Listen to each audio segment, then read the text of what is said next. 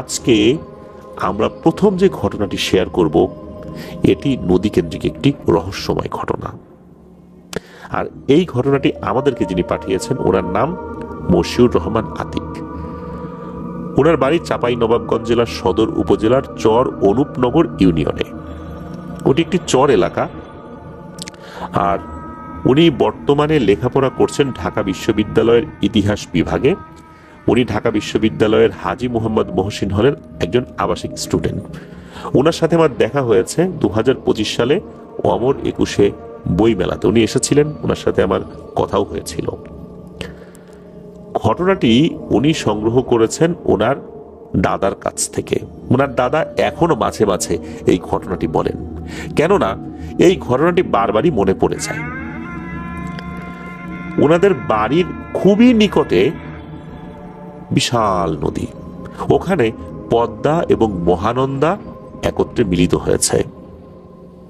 বাড়ির এত কাছাকাছি নদীটা কিভাবে এলো? 1950 সালে ভয়ঙ্কর এক নদী ভাঙন সৃষ্টি হয়েছিল। এই দুর্যোগে তাদের অনেক আত্মীয় স্বজন দিনাজপুর, ঠাকুরগাঁ, রাজশাহী ওই দিকটাতে চলে যান, যারা এখনো ওই দিকটাতেই বসবাস করছেন। তাহলে ওনারা কেন গেলেন না?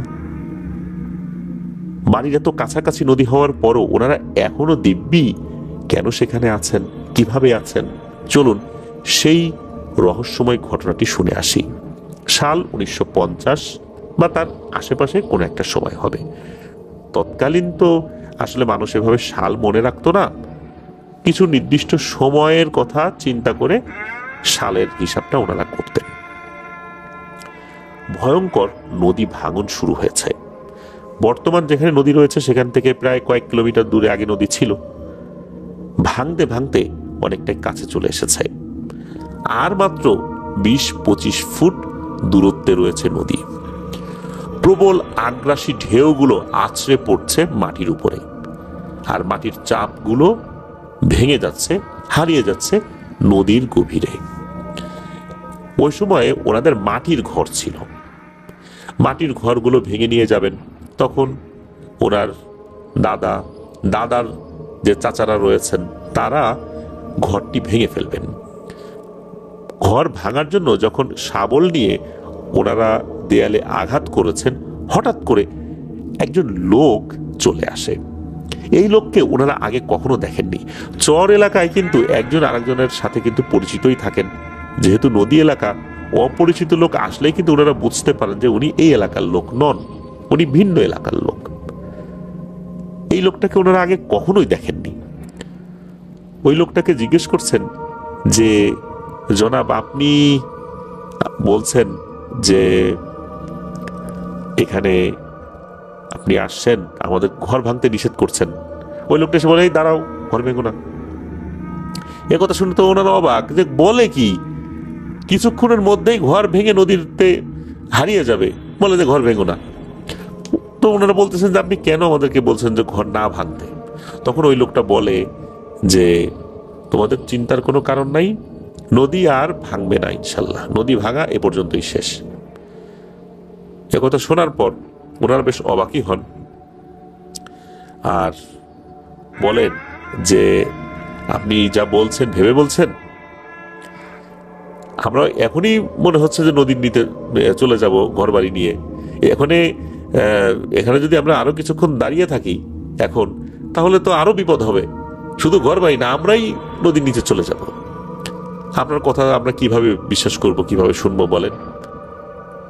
একথা যখন ওই লোকটা শুনলেন, শোনার পর বললেন যে তোমাদের চিন্তার কোনো কারণ নাই বাবা, নদী আর ভাঙবে না, নদী ভাঙা এ পর্যন্তই শেষ, তোমাদের ঘর বাড়ি ভাঙতে হবে না, তোমরা এখানে নিশ্চিন্ত মনে থাকো। এই বলে উনি ওই নদীর দিকটাতেই হাঁটা ধরেছেন। উনি যেই দিকটাতে হাঁটা ধরেছেন ওইটা একটা ত্রিভুজ জায়গার মতো। অনেক ভয়ঙ্কর ঢেউ ওই সময় ওইখানে দেখা যাচ্ছিল। উনি ওই দিকটাতে ওই পানির দিকে হেঁটে চলে গেলেন। তো লোকজন মনে করেছিল যে কি ব্যাপার, ওই লোকটা ওই দিকে হেঁটে চলে গেল, আবার হয়তো বা ফেরত আসবে। কোন দিকে গেল? অপেক্ষায় আছে যে লোকটা আবার ফেরত আসবে, কিন্তু না, ওই লোকটা কখনোই ফেরত আসেননি। উনি কোথায় গেলেন, কোথা থেকে এসেছিলেন তা আজও অজানা। সত্যি আর 1 ইঞ্চি মাটিও ভাঙেনি। এখন থেকে প্রায় 75 বছর আগে নদী ঠিক যেখানে সে থেমে গিয়েছিল এখন পর্যন্ত ওখানেই রয়েছে। এখনো ওখানেই এই আতিক ভাইদের বাড়ি রয়েছে, ওখানে ওনারা বসবাস করছেন। প্রিয় লিসেনার্স, এই বিষয়টা আমরা কিভাবে মূল্যায়ন করব? নদীর নিচে অনেক সময় মাটি কাটতে থাকে রহস্যময় এক এন্টিটি। এই ধরনের ঘটনা এর আগে আমি নিজেও বলেছি। উনি কি আসলে ওই ধরনের লোকই ছিলেন? উনি কি জিন ছিলেন, ফেরেশতা ছিলেন, কে ছিলেন, নাকি কোনো সিদ্ধ পুরুষ ছিলেন তা আজ পর্যন্ত অজানা। দিন দুপুরে অনেক মানুষই তাকে দেখেছিলেন এবং ওনাকে দেখেছেন এমন অসংখ্য মানুষ এখনো জীবিত আছেন, যাদের বয়স হয়ে গেছে অনেক, কিন্তু এখনো জীবিত আছেন।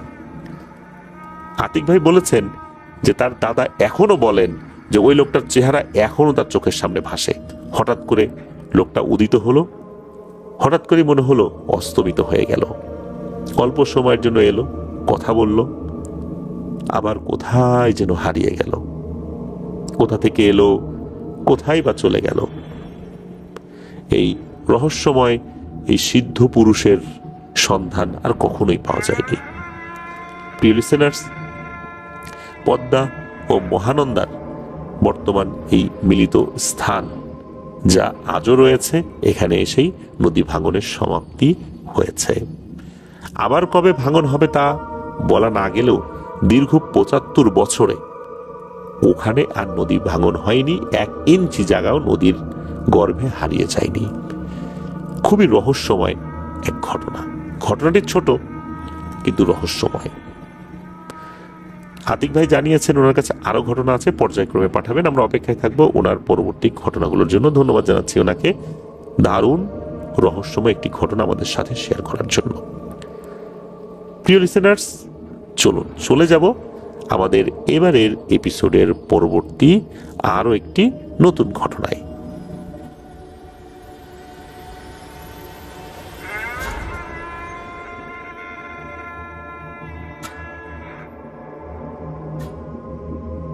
প্রিয় লিসেনার্স, এবারের যে ঘটনাটি আপনাদের সাথে শেয়ার করব, এই ঘটনাটি যিনি পাঠিয়েছেন ওনার ঘটনা এর আগেও আমরা বেশ কয়েকটি প্রচার করেছি। ওনার নাম M.A. হোসেন।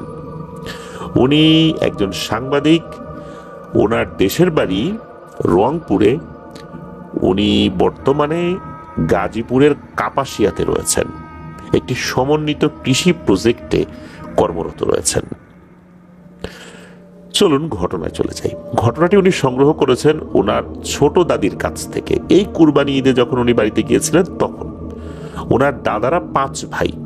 তো সবার ছোট যে দাদা, ওই ছোট দাদার স্ত্রী, যাকে উনি ছোট দাদি বলে সম্বোধন করেন, তার কাছ থেকে এই ঘটনাটি সংগ্রহ করেন।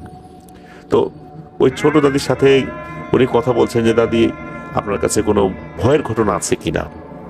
দাদি এটা শোনার পর বলে যে ভয়ের ঘটনা দিয়ে তুমি কি করবা। তখন উনি জানান যে আপনার হর ওয়ার্ল্ডে উনি ঘটনা পাঠান। এই কথা শোনার পর উনি বলেন, হ্যাঁ আছে তো, কেন আমার মেজ বোনের কথা তোমার মনে নাই? তার সাথেই তো আছে। তখন এই হোসেন ভাইয়ের মনে পড়ে যায়, তাই তো। তখন বিস্তারিতভাবে ছোট দাদি বলতে থাকেন। তো এই ছোট দাদির যে বাবার বাড়ি, এই বাবার বাড়িটা রংপুর শহরেরই একটা পাশে কামাল বাসনা বা গাছনা এরকম একটা নাম বলেছেন আর কি উনি, এই এলাকাতে। তো এই দাদিরা হচ্ছে 3 বোন। 3 বোনের মধ্যে উনি সবার ছোট। যিনি সবার বড় তার স্বাভাবিকভাবে বিয়ে হয়ে গেছে। আর মেজ বোন তিনি কিন্তু অনেক দূর লেখাপড়া করেছেন, তো ওনার বিয়ে হতো না। তো এই হোসেন ভাই ছোটবেলাও দেখেছেন যে ওনার বিয়ে হতো না। এখন উনি বিয়ে করতে চান না, না হতো না, ওই সময় উনি অবশ্য বুঝতে পারেন নাই যে ঘটনাটা কি। তো ওনার নাম হচ্ছে সুলতানা, আমরা সুলতানা দাদি বলে সম্বোধন করব। তো ঘটনাটা কিন্তু অনেক আগের বলতে এখন থেকে প্রায় 35 বছর আগে এরকম একটা সময় হবে আর কি। যখন আর কি এই ঘটনাটির সূত্রপাত হয়েছে। স্বাভাবিকভাবেই উনি লেখাপড়া করছিলেন। ওই সময় ওই এলাকায় একটা মেয়ে ইন্টারমিডিয়েট পাশ করে অনার্সে লেখাপড়া করবে, এই বিষয়টা আসলে খুব একটা দেখা যেত না, কারণ অধিকাংশ মেয়েদেরই বিয়ে হয়ে যেত। তো সুলতানা দাদি কিন্তু লেখাপড়া করতেন। হঠাৎ করে ওনার মধ্যে কিছু অসুস্থতা ধরা পড়ে, প্রচন্ড পেটে ব্যথা, প্রচন্ড জ্বর।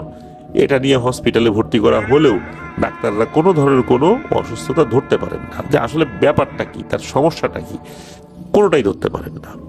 এভাবেই চলছিল। মাঝে মাঝে অসুস্থ হতেন, মাঝে মাঝে ঠিক হয়ে যেতেন, এইভাবে চলছিল। বাড়ির থেকেও বুঝতে পারতেছিলেন না যে ঘটনাটা কি হচ্ছে, কারণ ওনারা তো স্বাভাবিক যে চিকিৎসা, সেই চিকিৎসাই তাকে করাচ্ছিলেন, বিশেষ করে সুলতানা দাদির মা বাবা। আর এই যে সুলতানা দাদির যিনি ছোট বোন, অর্থাৎ এই যে ছোট দাদি, উনি কিন্তু তখনও বিয়ের বয়সে পৌঁছান নাই, তখন উনি বেশ ছোট। এর মধ্যে একটা ভয়ঙ্কর ঘটনা ঘটে, সেটা হচ্ছে যে তখনও কিন্তু ওনাদের ওই সাইডটাতে সব বাড়িতে বিদ্যুৎ আসেনি। এসেছে অন্যান্য বাড়িঘরে এসেছে, তবে ওনাদের বাড়িতে তখনও বিদ্যুতের সংযোগ নেওয়া হয়নি। সন্ধ্যার সময় কিন্তু প্রত্যেকটা ঘরে ঘরে আলো দিতে হতো বা আলো জ্বালাতে হতো। এটা কিন্তু একটা নিয়ম আছে আমাদের বাংলাদেশে, গ্রাম অঞ্চলে কিন্তু এটা আমরা দেখতে পাই। এবং এখনো আমরা শহর এলাকায় সন্ধ্যার পর কিন্তু ঘরের আলো আমরা জ্বালিয়ে দিই, ঘর অন্ধকার রাখতে হয় না এই সময়গুলোতে। কেননা মাগরিবের আজানের পর দুষ্টু জিনেরা এসে এই ঘরের অন্ধকার অংশগুলোতে আশ্রয় নেয়। এই কারণে আমরা কিন্তু ঘরের আলোগুলো জ্বালিয়ে দিই সন্ধ্যার সময় বা সন্ধ্যার পরে।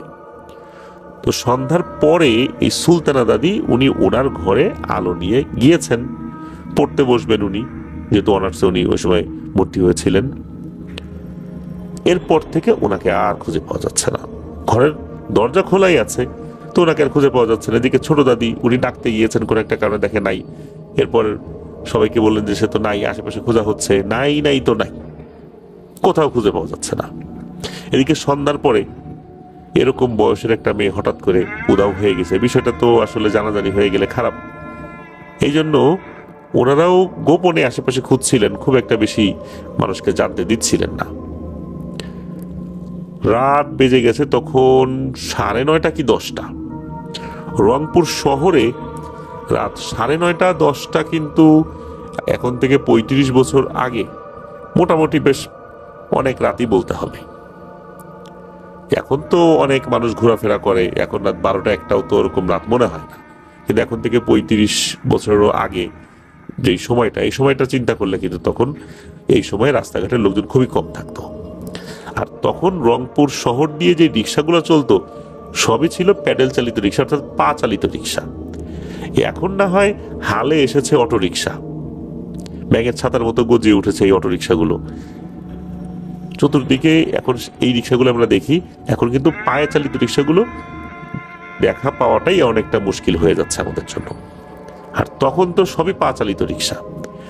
সন্ধ্যার নামার সাথে সাথে বা সন্ধ্যার পরপরই এই রিক্সাগুলোতে কিন্তু হারিকেন লাগাতে হতো নিচে। এটা কিন্তু নিয়ম ছিল যে হারিকেন লাগানো ছাড়া রিক্সাগুলো চলতে পারবে না। কারণ হচ্ছে রাস্তার পাশে ল্যাম্প পোস্ট খুব একটা দেখা যেত না ওই সময়, অনেক ল্যাম্প পোস্টের আলো খুব কম ছিল, তারপর লাইট ফিউজ হয়ে থাকতো, লাইট ভাঙা থাকতো।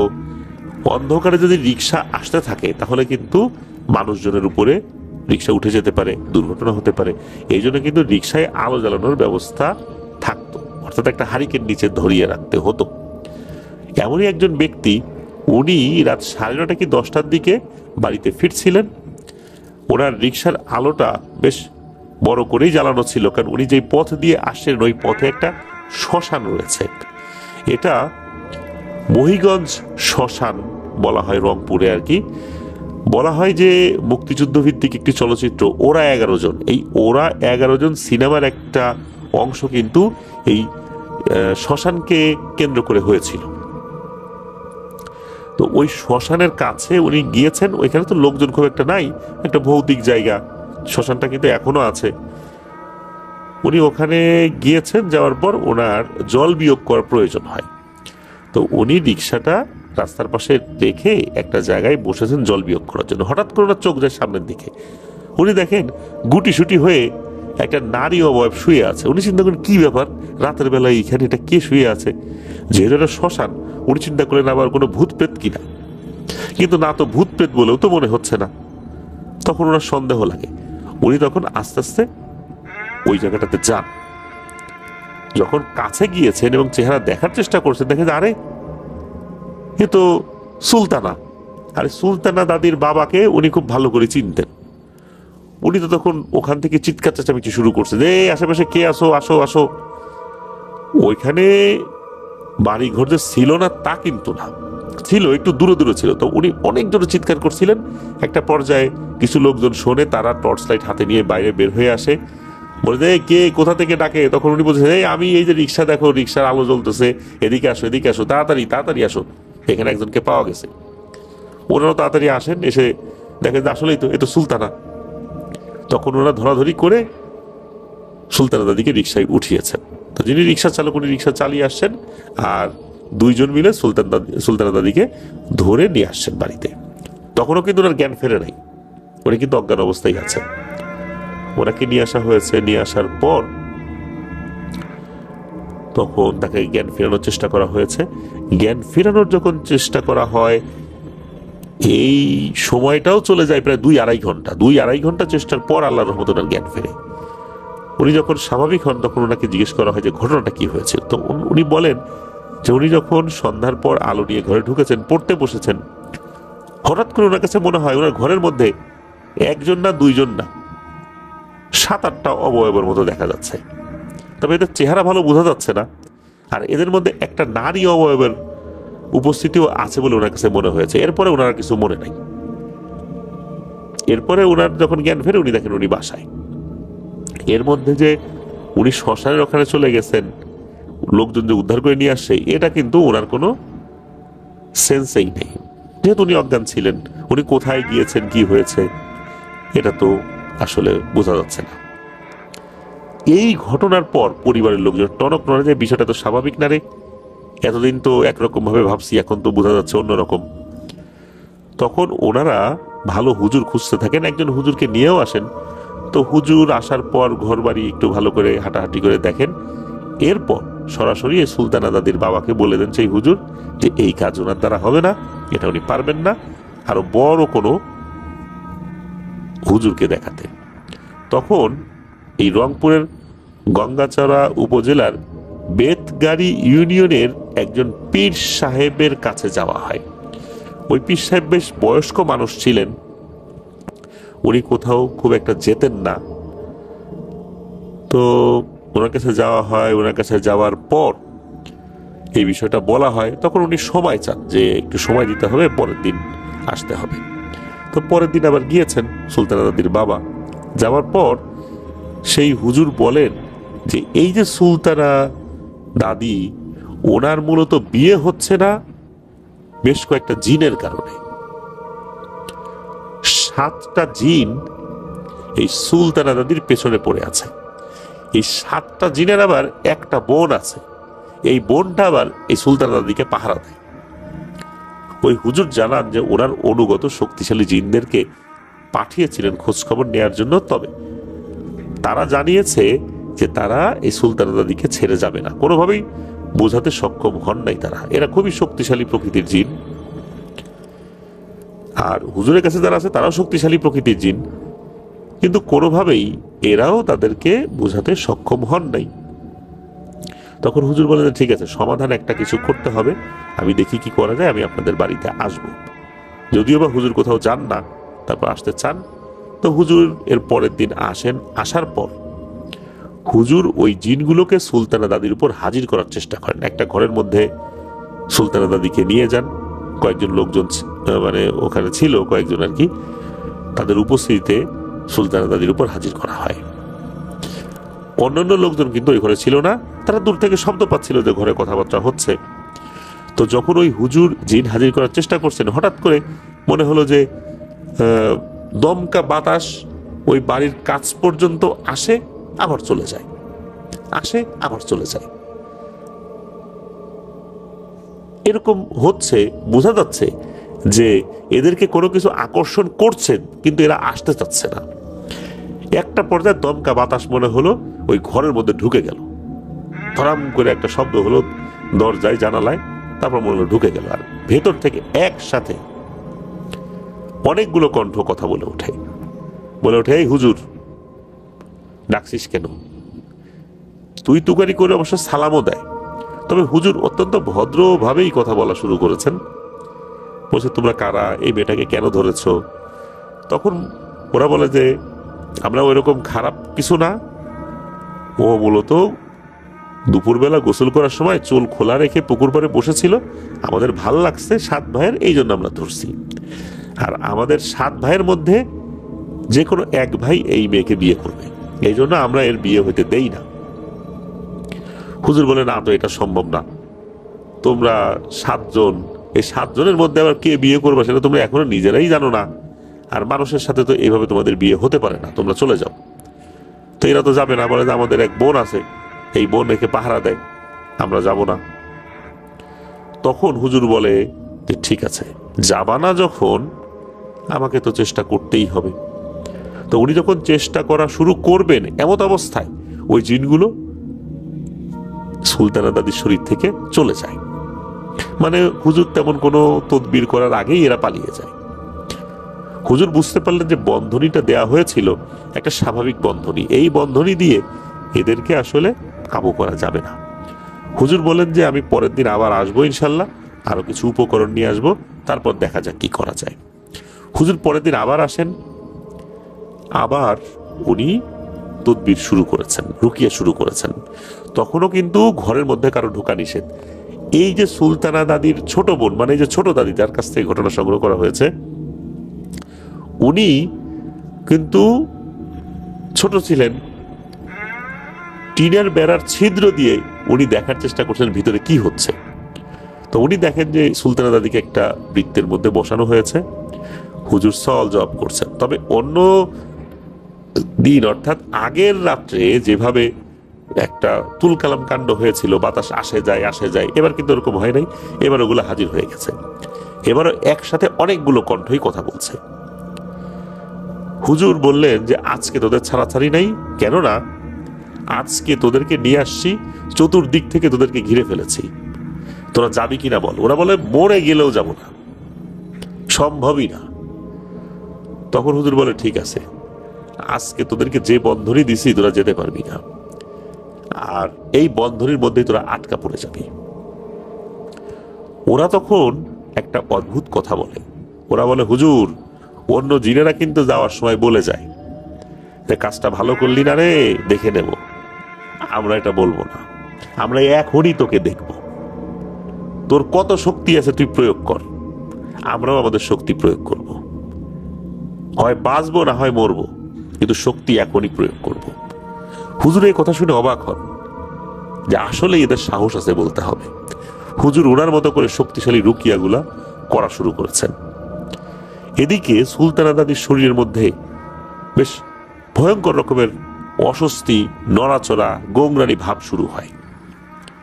একটা পর্যায়ে এসে উনি শান্ত হয়ে যান। তখন হুজুর জানান যে এই 7টা জিনের মধ্যে 3টা জিনকে বন্দী করা সম্ভব হয়েছে। এখানে অবশ্য ওদের বোন ছিল না, 7টা এসেছিল, 4টা পালিয়ে গেছে, 3টাকে বন্দী করা সক্ষম আর কি হয়েছেন উনি বন্দী করতে। বোতলের মধ্যে বন্দী করা হয়েছিল, বোতল আনাই ছিল।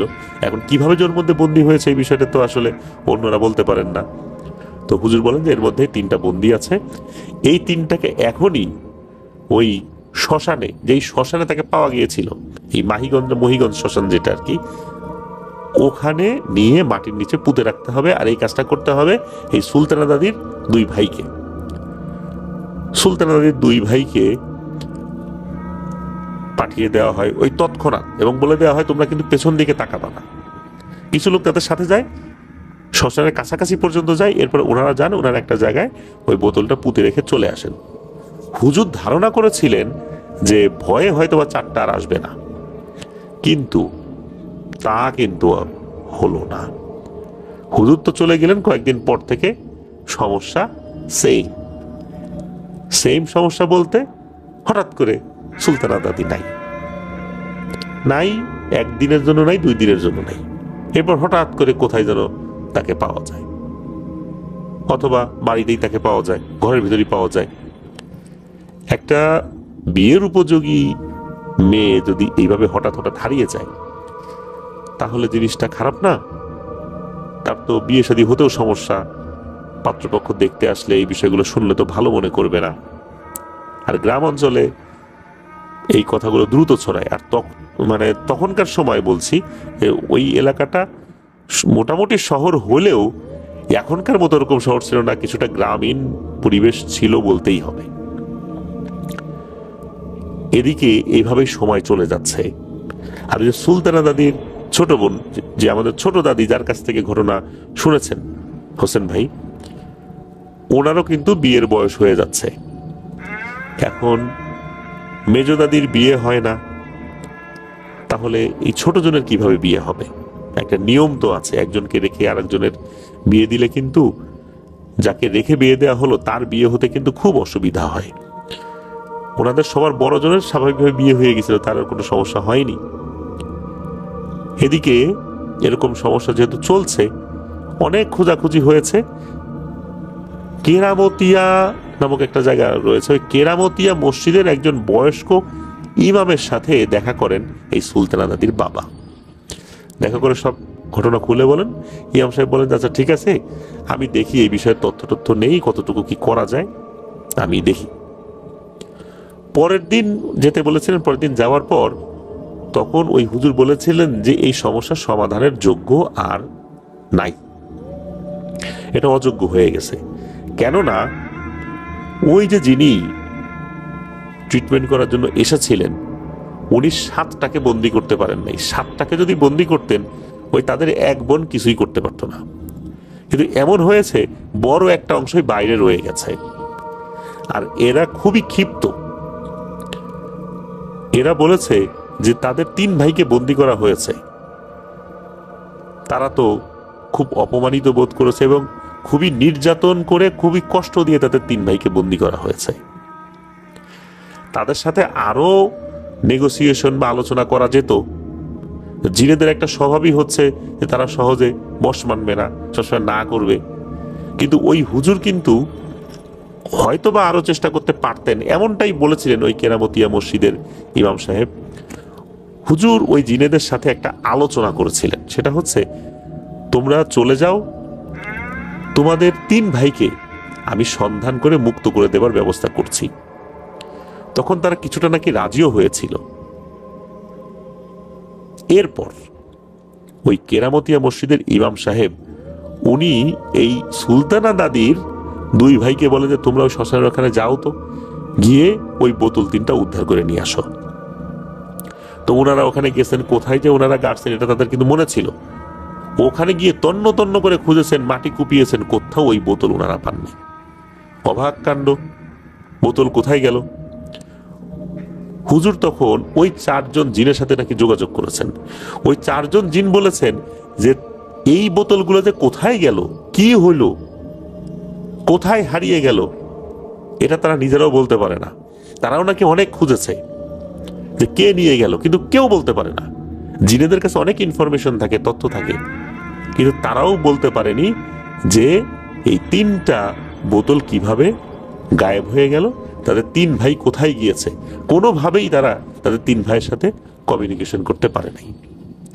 ওই 4টা জিন ধারণা করে যে কোনোভাবে কোনো এক তান্ত্রিকের খপ্পরে পড়ে গেছে এই 3টা জিন, এদেরকে বন্দি করে নিয়ে গেছে, এমন মায়াজালে বন্দি করে রেখেছে যে ওই 3টা জিন কোনোভাবেই তার গোত্রের সাথে যোগাযোগ করতে পারছে না। হুজুর খুব আশাহত হন, একটা সমাধানের পথ বের করলেও শেষ পর্যন্ত তার হলো না। তখন হুজুর এই সুলতানা দাদির বাবাকে জানিয়ে দেন এটা সমাধানের যোগ্য নয়। আর তারা জানিয়েছে যারাই এই সুলতানা দাদিকে বিবাহ দেওয়ার জন্য চেষ্টা করবে তারাই বিপদে পড়বে। সুলতানা দাদির আর বিয়ে হয়নি, ওনার বর্তমান বয়স 55 বছরেরও উপরে, কিন্তু ওনার বিয়ে হয়নি। উনি স্বাভাবিকভাবে জীবনযাপন করেন, নিজের কাজ নিজে করেন, ভাইদের সাথে থাকেন, সবাই ওনাকে সম্মান করে, জানে যে আসলে সমস্যাটা কি। তো এই যে ছোট দাদিকে প্রশ্ন করেছিলেন হোসেন ভাই যে আপনারা কি এর পরও চেষ্টা করেন নাই বিয়ে দেওয়ার জন্য, তখন উনি বলেছিলেন যে হ্যাঁ, একবার চেষ্টা করেছিলেন, তার মা শুধু কথা বলেছিলেন এক পক্ষের সাথে, এরপর পরই নাকি ওনার এক পা প্যারালাইজড হয়ে যায়। এই কারণেই এরপর থেকে আর কেউই এই বিষয়ে আলোচনাই করে না। সুলতানা দাদির মা বাবা অনেক আগেই মারা গেছেন। সুলতানা দাদি এখনো সুস্থ আছেন, ভালো আছেন, তবে ওনারা সংসার করা হয়নি। ওই জিনেরা নাকি তাকে নামাজ পড়তে বলে, পাক পবিত্র থাকতে বলে, কিন্তু তাকে ছেড়ে যায়নি, তাকে নাকি ছেড়ে কখনো যাবেও না। সুলতানা দাদির সাথে তারা এসে কথাও বলে। সুলতানা দাদি এই বিষয়টাতে অভ্যস্ত হয়ে গেছেন। সুলতানা দাদির সাথে কথা বললে নাকি বোঝা যায় না যে ওনার এই সমস্যা রয়েছে। উনি একদম সুস্থ স্বাভাবিক মানুষের মতোই আচরণ করেন, কোনো ধরনের কোনো পাগলামি নাই, কিচ্ছু নাই। ওই জিনেরা ওই রকম খারাপ ছিল এটাও বলা যাবে না, তবে মূলত ওরা যখন ওদের 3 ভাইকে চিরতরে হারিয়ে ফেলেছে, এটা তাদের একটা ক্ষোভ আরো মারাত্মক আকার ধারণ করতে সহায়তা করেছে। এই জন্য তারা আর কখনোই সুলতানা দাদিকে ছেড়ে যায়নি। আসলে কি হয়েছিল, ওই 3টা বোতলের কি হয়েছিল, ওই 3টা জিনের কি হয়েছে, এটা কিন্তু জানা যায়নি। আরো একটা সমস্যা হলো কি, যে এই যে হুজুর যিনি এই তদবিরটা করেছিলেন, 3টা জিনকে বন্দি করেছিলেন, ওখান থেকে চলে যাওয়ার কয়েকদিনের মধ্যেই নাকি উনি মারা যান। যদিও বা ওনার অনেক বয়স হয়েছিল, বয়সের কারণেই মারা যান নাকি অন্য কোনো কারণে মারা যান এই বিষয়টা বলা মুশকিল। যেহেতু বয়সের কারণে উনি এক জায়গা থেকে আরেক জায়গা চলাচল করতেও খুব কষ্ট পেতেন, হতে পারে ওই কারণেই মারা গেছে। আবার হতে পারে এই 3টা জিনকে বন্দি করার একটা প্রভাবও কাজ করতে পারে, তবে এটা নিশ্চিতভাবে বলা যায় না। তো এটাই ছিল ঘটনা। এই হোরা মাঝির সাথেই ঘটে যাওয়া বা হোরা মাঝির পরিবার বা আশেপাশে একটা প্রেক্ষাপট সৃষ্টি হয় ওই ঘটনাটি ঘটার জন্য। তো সেই ঘটনাটি আপনাদের সামনে এখন উপস্থাপন করব। ঘটনাটির সময়কাল 1940 বা এর আশেপাশে। তখন এই যে হিরণ মাঝি দাদু এবং হোরা মাঝি, ওনারা কিন্তু তরুণ বয়স্ক। তো ঘটনাটি ঘটেছিল এই নোয়াখালী জেলার হাতিয়ার চর ঈশ্বরের বাংলা বাজার নামক একটা জায়গা রয়েছে। এই হোরা মাঝি, হিরণ মাঝি, এনারা কি করতেন ওইখানেই, শুধু ওনারা না, আরো অনেক মাঝি যারা ছিলেন তারা ওখানেই মাছ ধরে বিক্রি করতেন আর কি। আর এই হিরণ মাঝি এবং হোরা মাঝির বাড়ি চর ঈশ্বরের বাংলা বাজার থেকে আধা কিলোমিটারের ভেতরে আর কি। তো এই হিরণ মাঝি আর হোরা মাঝি ছোটবেলা থেকে খুব ঘনিষ্ঠ বন্ধু ছিলেন। ছোটবেলায় মাঝে মাঝে একসাথে ওনারা নৌকাও চালাতেন। ছোটবেলা থেকে দুজনেই একসাথে বড় হয়েছেন। তো এই যে হিরণ মাঝির বাবা যিনি, মানে এই যে আসিফের দাদার বাবা, উনি আবার সাগরে মাছ ধরতেন। আর হোরা মাঝির বাবা, ওনার নাম ছিল হচ্ছে কালিন, মানে কালিন চাচা আমরা বলি ঘটনাতে, তাহলে বুঝতে সুবিধা হবে। তো হোরা মাঝির বাবা কালিন চাচা, উনি সাগরে মাছ ধরতেন না, কিন্তু উনি চরের আশেপাশে নদী এলাকা যতটুকু আছে আর কি, এইটুকু মাছ ধরতেন আর কি। তো এই হোরা মাঝির বাবা কালিন চাচা, উনি মাছ ধরার পাশাপাশি বিভিন্ন কবিরাজিও করতেন, টুকটাক তন্ত্রমন্ত্র সাধনাও করতেন আর কি। রাতে মাছ ধরে হাতিয়ার চর ঈশ্বরের বাংলা বাজারে মাছ বিক্রি করতেন, আর দিনের বেলা সুযোগ মতো কবিরাজি করতেন। উনি খুবই পরোপকারী একজন মানুষ ছিলেন। কখনো কারো বিপদ দেখলে, কোনো মানুষকে যদি না পাওয়া যায়, এই কালিন চাচা সবার আগে এগিয়ে যাবেন। উনি মানুষকে মানে কখনোই ক্ষতি করেছেন এরকম কোন নজির পাওয়া যায় না, এবং নিজের প্রয়োজনে তো কাউকে ক্ষতি করেন নাই, বরং কোনো মানুষ যদি ওনার কাছে আসতো অন্য কাউকে ক্ষতি করার জন্য, উনি সেটাতে রাজিও হতেন না। খুবই ভালো একজন মানুষ ছিলেন উনি। আর এই যে হিরণ মাঝি দাদু, উনিও নৌকা চালাতেন, যেহেতু ওনার বাবা আবার সাগরে মাছ ধরতেন, কিন্তু এই হিরণ মাঝি সাগরের দিকে যেতে চেতেন না, ওনার একটু ভয় লাগতো আর কি। উনিও চরের আশেপাশে মাছ ধরতেন। এই কারণে এই হিরণ মাঝি এবং হোরা মাঝি মাঝে মাঝে এই হোরা মাঝির বাবা মানে কালিন চাচার সাথে মাছ ধরতে যেতেন। তো এই কালিন চাচা হোরা মাঝিকে টুকটাক তন্ত্রমন্ত্র শিখাত। এখন কথা হলো এই কালীন চাচা কিভাবে উনি এই তন্ত্রমন্ত্র জানলেন। মূলত ওনার কোনো মানুষ গুরু ছিল না, মানে কোনো মানুষের কাছ থেকে তন্ত্রমন্ত্র শিখেছে বিষয়টা এরকম নয়। উনি শিখেছিলেন জিনেদের কাছ থেকে। উনি যখন সাগরে মাছ ধরতেন বা চরের আশেপাশে মাছ ধরতে যেতেন কখনো কখনো, তখন ওই জিনেরা আসতো। জিনেরা এসে বলতে, এই ঘোড়া, এই কালীন আমাকে মাছ দে।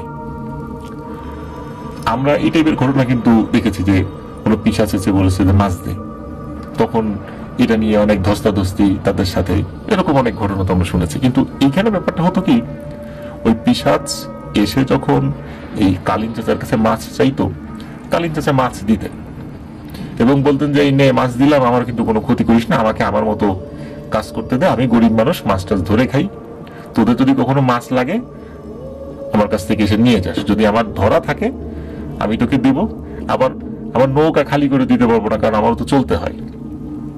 তো ওইভাবে মাঝে মাঝে ওনার সাথে পিশাচটা দেখা করতো, একজন দুজন এরকম আসতো, এসে তার কাছ থেকে মাছ চাইতো। ওরা আবার একটা দুটো মাছ নিয়ে চলে যেত, মানে সব মাছ যে খেয়ে ফেললো বিষয়টা এরকম না, আর কালীন চাচাকে ভয়ও দেখাতো না।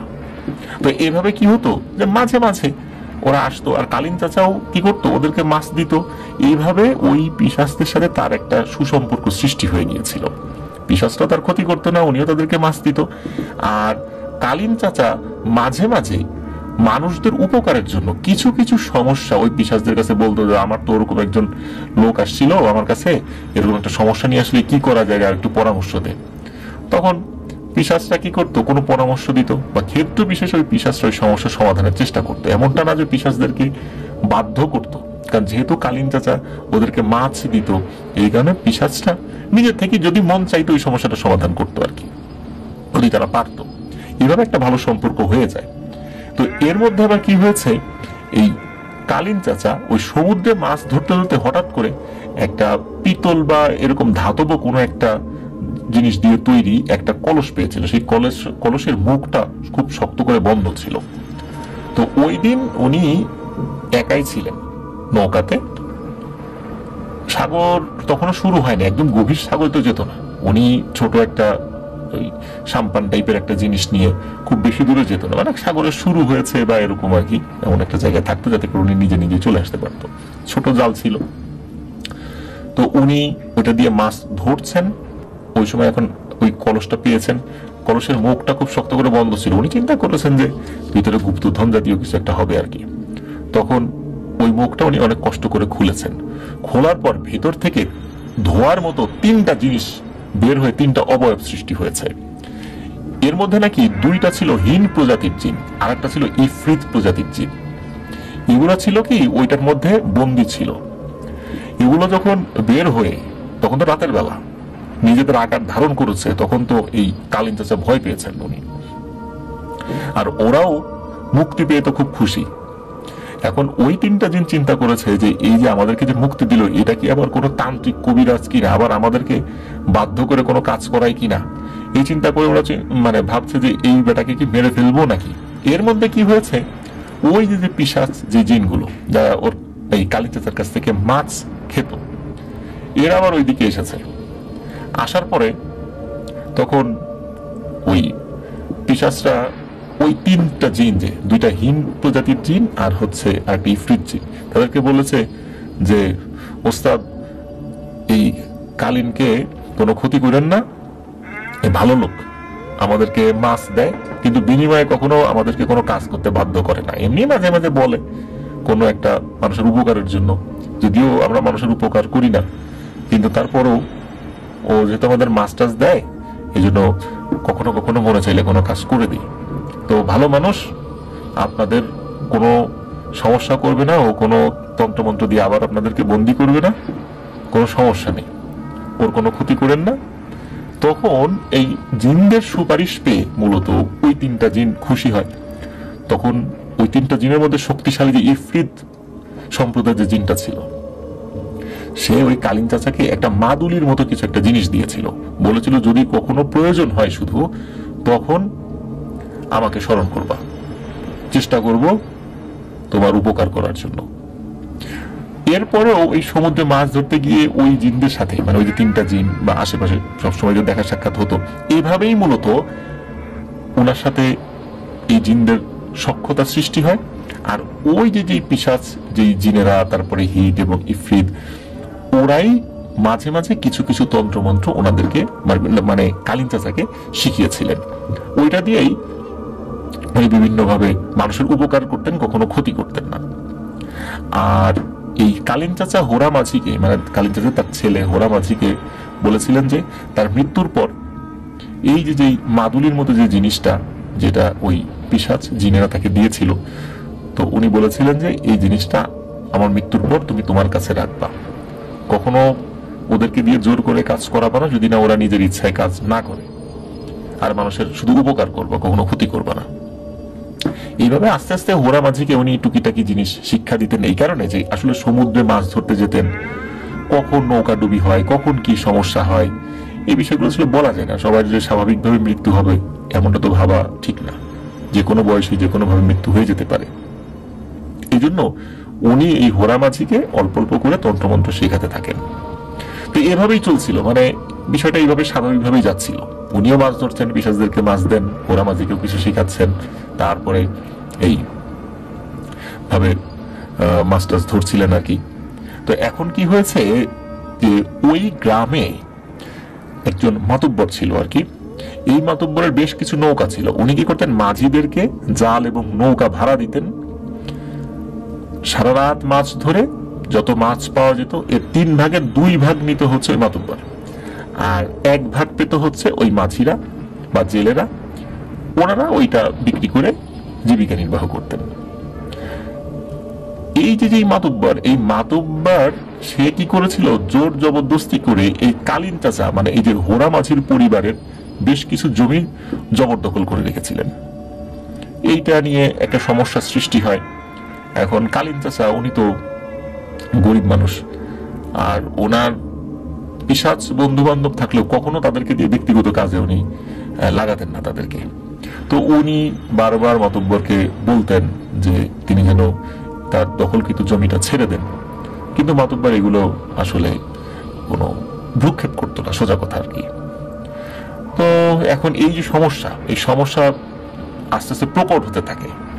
কালীন চাচাও চেষ্টা করছিলেন মাতব্বরকে ফোর্স করে, মানুষদেরকে দিয়ে, আরো যে গণ্যমান্য ব্যক্তি আছে তাদেরকে বলে জমিটা যেন উদ্ধার করা যায়। তো যখন গণ্যমান্য ব্যক্তিদেরকে দিয়ে মাতব্বরকে ফোর্স করানো হলো, মানে চাপ দেওয়া হলো, তখন মাতব্বর বিষয়টা ভালোভাবে নেন নাই। এই মাতব্বরের কিছু চেলা ছিল, এই চেলাগুলো দিয়ে রাতের বেলা এই কালীন চাচার বাড়িতে আক্রমণ করায় এই মাতব্বর। আর ওনারও তো বয়স হয়ে গিয়েছিল কালীন চাচা, উনি বাসা থেকে তখন রেগুলার মাছ ধরতে বের হতেন না। তো যেই রাত্রে আক্রমণ করে ওই চেলারা, ওই রাত্রে উনি বাড়িতেই ছিলেন। ওই চেলাগুলোও ওই চেলাগুলোও ওই চিন্তা ভাবনা করেই গিয়েছিলেন যে আজকে তো আছে সে বাড়িতে। ওরা কি করেছে, গিয়েই বাড়ির চারদিকে আগুন ধরিয়ে দিয়েছে, আর বিভিন্ন তেল জাতীয় কিছু জিনিস যেগুলো আসলে খুব দাহ্য পদার্থ আর কি, এগুলো ছড়িয়ে দিয়েছিল, যার ফলে দাউ দাউ করে আগুন জ্বলে ওঠে। ওই রাত্রে আবার কি হয়েছে, এই যে হিরণ মাঝি আর হচ্ছে এই হোরা মাঝি, এই দুইজন আবার একত্রে মাছ ধরতে বেরিয়েছিলেন। ওই দিন দুইজন একটা নৌকা নিয়ে বেরিয়েছিলেন। এখন এই কারণে এই হোরা মাঝি উনি ওই রাত্রে বাসায় ছিলেন না। যখন সকালবেলা বাসায় আসেন তখন আসলে সব শেষ হয়ে গেছে, বাড়ি পুড়ে ছাই। কালীন চাচা, তার স্ত্রী মানে হোরা মাঝির মা, বাবা, আরো যে কয়েকজন পরিবারের সদস্য ছিল, প্রত্যেকেই আগুনে পুড়ে একদম নির্মম ভাবে নিহত হন। এদিকে হোরা মাঝি পরিবারের প্রত্যেকটা সদস্যকে হারিয়ে পাগলের মতো হয়ে যান, কান্নাকাটি, বিলাপ। আসলে এই সান্ত্বনাটা কিভাবে দেবেন? হিরণ মাঝি তার বন্ধু কি সান্ত্বনা দিবেন তাকে? এই সান্ত্বনা দেওয়ার ভাষা তো আসলে নেই। এদিকে এই হোরা মাঝি বুঝতে পারেন যে এই কাজটা কে করেছে, কিন্তু তারা তো দুর্বল, ওই মাতব্বরের সাথে তো পেরে উঠবে না। সামাজিকভাবে ওই মাতব্বর অনেক শক্তিশালী ছিল, তার সাথে কোনোভাবে পেরে ওঠা সম্ভব নয়। ওই পোড়া বাড়ির ভেতর থেকে সেই মাদুলিটা উদ্ধার করেছিলেন, কারণ এই মাদুলিটা মূলত ওই কালীন চাচার কোমরের সাথেই বাঁধা ছিল। যেহেতু আগুন ধরে গিয়েছিল, উনি ছটফট করেছিলেন, আগুন শরীরে যখন তার ধরে গিয়েছে এদিক ওদিক ছুটেছিলেন ঘরের মধ্যে, এই জন্য ওটা তো ওনার বডির সাথে ছিল না, বাড়ির অন্য জায়গায় ছিটকে পড়ে গিয়েছিল ঘরের মধ্যে আর কি। ওটা অনেক কষ্টে খুঁজে বের করেন এবং ওইটা পাওয়ার পর তার বাবা তাকে যতটুকু তন্ত্রমন্ত্র বিদ্যা শিখিয়েছিলেন সেটা দিয়ে প্রতিশোধ নেয়ার চিন্তা করেন। আসলে তার প্রতিশোধের যেই স্পৃহাটা জেগে উঠেছিল এটা অমূলক নয়, এটা সত্য, কিন্তু উনি যে পদ্ধতিটা অবলম্বন করেছিলেন এটা মোটেও ঠিক নয়। তো যেটা হতো সেটা হলো, হোরা মাঝির পরিবারের সদস্য তো কেউ নেই, হোরা মাঝি খাবে কোথায়? তখন এই হিরণ মাঝি, এই হিরণ দাদু যিনি, ওনার বাড়িতে হোরা মাঝি দিনের বেলা আসতো, খাওয়া দাওয়া করতো, কিন্তু রাতের বেলা কখনোই আর হিরণ মাঝি বা হিরণ দাদুর সাথে মাছ ধরতে এই হোরা মাঝি বের হতো না। রাতের বেলা সে যে কোথায় থাকতো, কোথায় যেত, এটা কাউকে বলতো না। মাঝে মাঝে হিরণ মাঝি দাদু জিজ্ঞেস করতেন, কিরে হোরা, তুই আমাদের বাড়িতে চলে আয়, একসাথে মাছ ধরতে যাব। তোর মা বাবা মারা গেছে, কিছু আমার মা বাবাই তোর মা বাবা, তুই আমাদের বাড়িতে থাকবি। কিন্তু তারপরেও হোরা মাঝির চোখে মুখে প্রতিশোধের নেশা তখন চেপে বসেছিল। হোরা মাঝি এর মধ্যে কি করেছে, ওই যে মাদুলিটা দিয়ে ওই হিন এবং ইফরিত যে তিনটা, মানে একটা জিন ছিল এবং হিন যে দুটা জিন ছিল এবং অন্যান্য পিশাচ যেগুলো ছিল, তাদেরকে সে তলব করে। তলব করার পর তাদেরকে তার প্রতিশোধের ইচ্ছাটা জানায়। এরপর থেকে মূলত ঘটনাটা ভয়ানকভাবে শুরু হয়। রাত হলেই এই চর ঈশ্বর যেন হয়ে উঠত ভয়ঙ্কর এক জগৎ। চারদিকে ঘোর অন্ধকার তো এমনিতেই থাকতো, আকাশ বাতাস যেন বিষাক্ত হয়ে উঠত।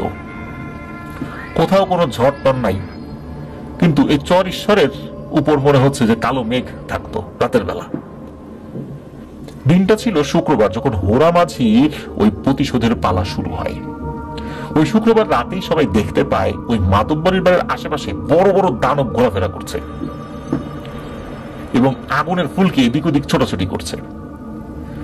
শনিবার রাতেই ওই গ্রামেরই যারা মাতব্বরের সাথে চলতো, মানে এইসব চেলাফেলা ছিল, ওদের 7 জন ডায়রিয়া আক্রান্ত হয় এবং ওই দিনেই মারা যায়। মানে ওদেরকে যে ভালো কোনো ট্রিটমেন্ট দেবে এই সুযোগটা পায় না। তাছাড়া চর এলাকা, ওখানে তো আসলে ট্রিটমেন্টের সুযোগ ছিল না। আর এই যে আগুনে পুড়িয়ে যে মেরে ফেলেছে, এটা এমন ভাবে সাজিয়েছিল, বিশেষ করে ওই যে হোরা মাঝির পরিবারকে, মনে হচ্ছে অ্যাক্সিডেন্ট। কেউ যে মেরেছে এর কোনো প্রমাণ ছিল না। কিসের থানা পুলিশ করবে, কোনো সুযোগ নাই, কোনো প্রমাণ নেই। আর দুর্গম চর এলাকা ওই সময় ছিল, বুঝতেই পারছেন, সেই 1940 সালের আশেপাশের সময়, ব্রিটিশ পিরিয়ড। তখন তো পুলিশের কাছে যাওয়া, কেস কাবারি করা, এগুলো তো অত্যন্ত দুরূহ ব্যাপার ছিল। আর তাছাড়া প্রমাণই নাই কে মেরেছে, তো করবেটা কি? বাধ্য হয়েই এই হোরা মাঝি এই ভয়ানক সিদ্ধান্ত নিয়েছিল আর কি। তো ওই যে চেলাগুলো, এর চেলাগুলোর মধ্যে 7 জন তো শনিবারের দিন মারা গেল ডায়রিয়া হয়ে। এর 3 দিনের ভিতরে টোটাল এলাকা 17 জন মানুষ মারা যায়। কেউ ঘাড় মটকে ছিল, মানে কারো ঘাড় মটকে ছিল, কেউ ডায়রিয়ায়, আবার কেউ রাতের বেলা ওয়াশরুমে যাওয়ার জন্য বের হয়েছিল, ওই উঠোনেই মরে পড়েছিল। তো এইভাবে 17টা মানুষ মারা গিয়েছিল। 17টা মানুষের ছিল ওই মাতব্বরের চেলা।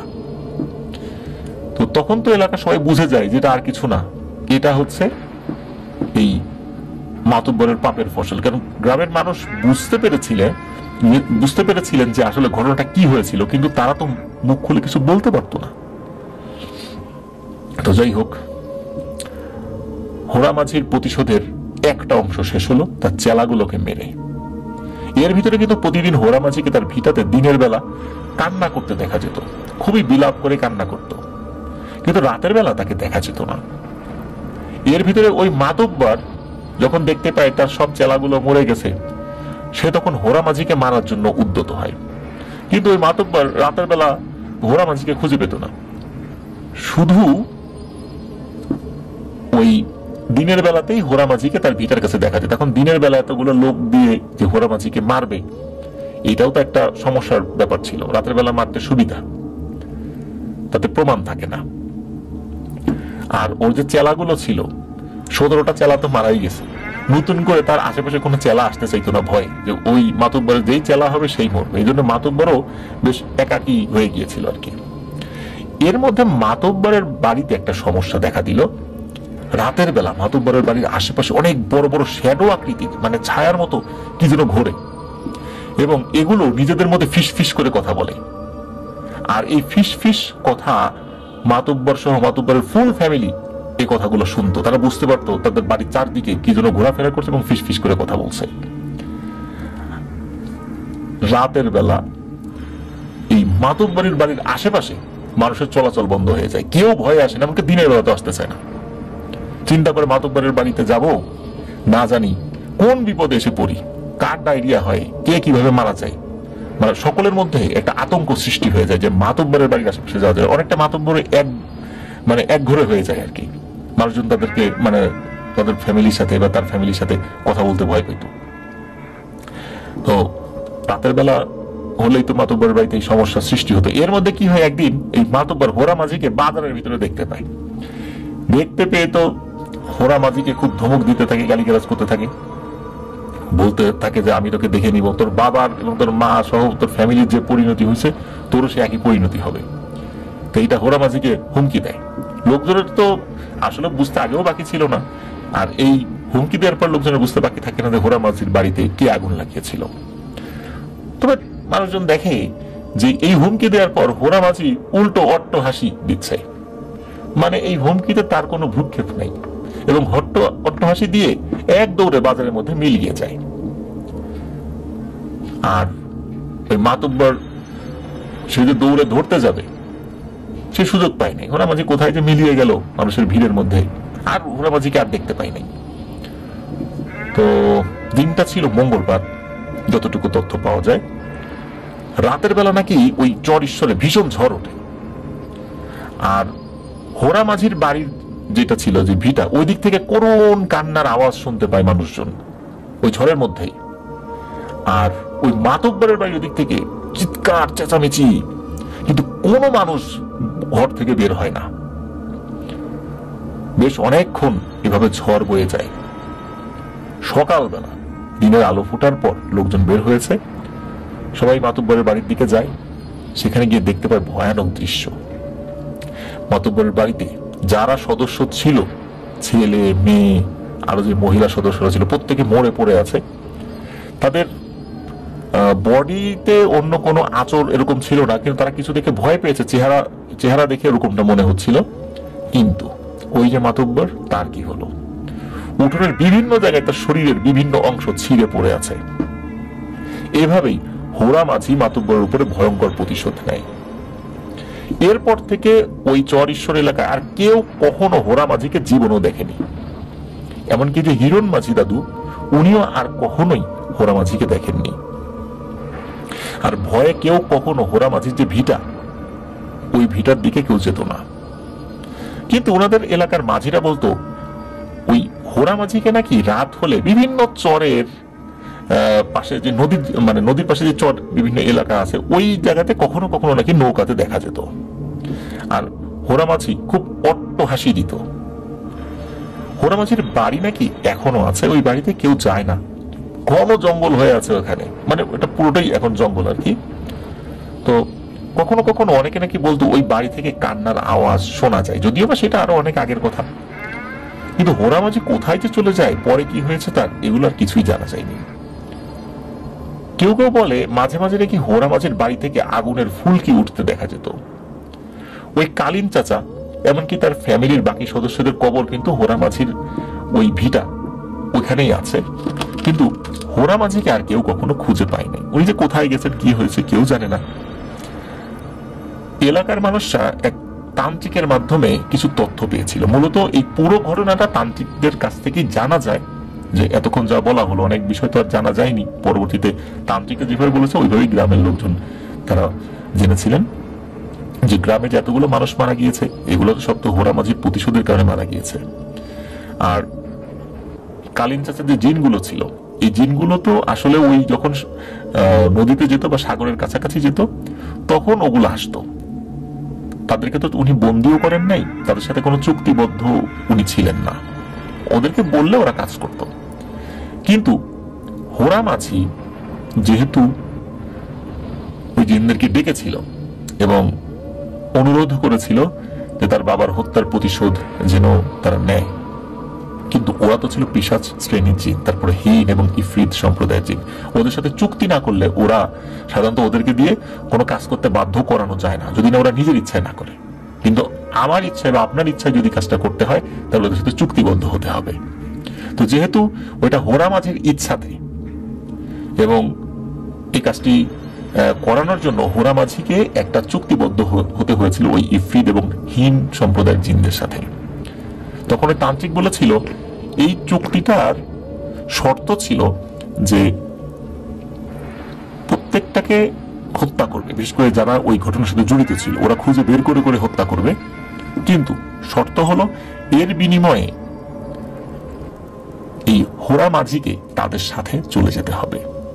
এখন চলে যেতে হবে বলতে তাকে কি ওই জিনেরা মেরে ফেলবে, নাকি ওদের দেশে নিয়ে যাবে, না কি করবে, কোথায় নিয়ে যাবে, হোরা মাঝির বাকি জীবন কিভাবে কাটবে, এই বিষয়ে আর কিছু জানা যায় না। শুধু এতটুকু জানা যায় ওই জিনেরা তাকে এরকম শর্ত দিয়ে দিয়েছিল, একটা নির্দিষ্ট শর্ত, এবং সেই শর্তের একটা অংশ হবে হচ্ছে সে আর কোনো সাধারণ মানুষের সাথে মিশতে পারবে না।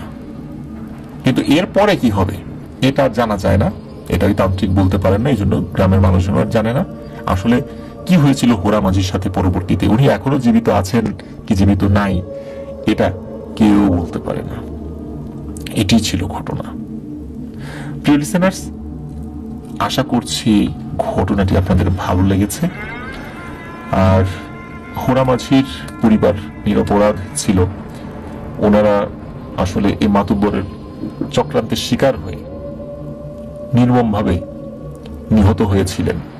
আর আগুনে পুড়ে মারা যাওয়া এটা যে কি কঠিন ব্যাপার, এটা আসলে কারো আত্মীয় স্বজন যদি আগুনে পুড়ে গিয়ে থাকে এবং আগুনে পোড়ার পর তারা যদি জীবিত থাকেন, তাহলেই শুধু তাদের মুখ থেকে এই আগুনে পোড়ার ভয়াবহতাটা সম্পর্কে আমরা জানতে পারি। প্রিয় লিসেনার্স, আসলে আগুনে পুড়ে মারা যাওয়া অত্যন্ত কষ্টদায়ক একটি মৃত্যু। আমরা চাই না এরকম কারো হোক। বেইলি রোডের যে ঘটনাটি ঘটে গেল, আমরা চাই না আর কখনো আমাদের দেশে কেন পৃথিবীর কোথাও এই ধরনের ঘটনা ঘটুক। সকলের উচিত সচেতন থাকা, আমাদেরও উচিত আরো বেশি সচেতন হওয়া।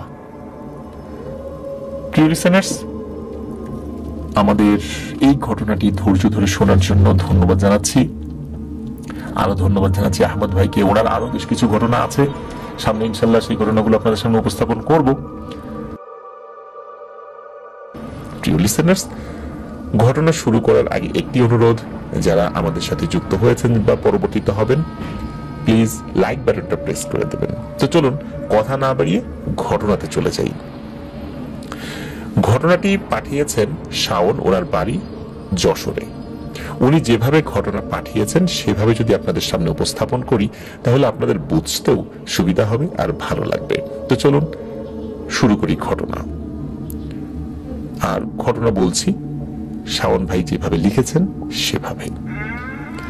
আসসালামু আলাইকুম আফরান ভাই ও প্রিয় লিসেনার্স, আমি শাওন বলছি যশোর থেকে। অনেকদিন থেকে আপনার ও আপনার শোয়ের সাথে শ্রোতা হিসেবে থাকলেও এটা আমার পাঠানো প্রথম ঘটনা বিধায় আমার লেখাগুলো কিছুটা অগোছালো হতে পারে। আশা করি সবাই ক্ষমা সুন্দর দৃষ্টিতে দেখবেন। কথা না বাড়িয়ে শুরু করছি আমার ঘটনা। আমার বাসা যশোর একটি গ্রামে। আমি ঢাকার একটা প্রাইভেট ইউনিভার্সিটিতে লেখাপড়া করি। ভার্সিটি বন্ধ থাকায় আমি বাসায় ছিলাম। আবার যখন ভার্সিটি চালু হলো তখন আমি ঢাকায় ফেরার জন্য বাসের টিকিট করলাম। আমার বাসের সময় ছিল রাত 10:15। ওই দিন দুপুর থেকেই অনেক বৃষ্টি শুরু হয়েছিল। আমার বাসা থেকে বাস স্ট্যান্ডের দূরত্ব প্রায় 8 কিলোমিটার। সন্ধ্যার পর একটু বৃষ্টি থামলেই আমি বাসা থেকে বের হয়ে যাই, কারণ বৃষ্টির কারণে বাস স্ট্যান্ডে যেতে দেরি হয়ে যেতে পারে। বাস স্ট্যান্ড পর্যন্ত গাড়ি পেতে সমস্যা হতে পারে। সেক্ষেত্রে বাস মিস হয়ে যাওয়ার সম্ভাবনা থাকায় আমি বেশ আগেই বের হয়ে যাই।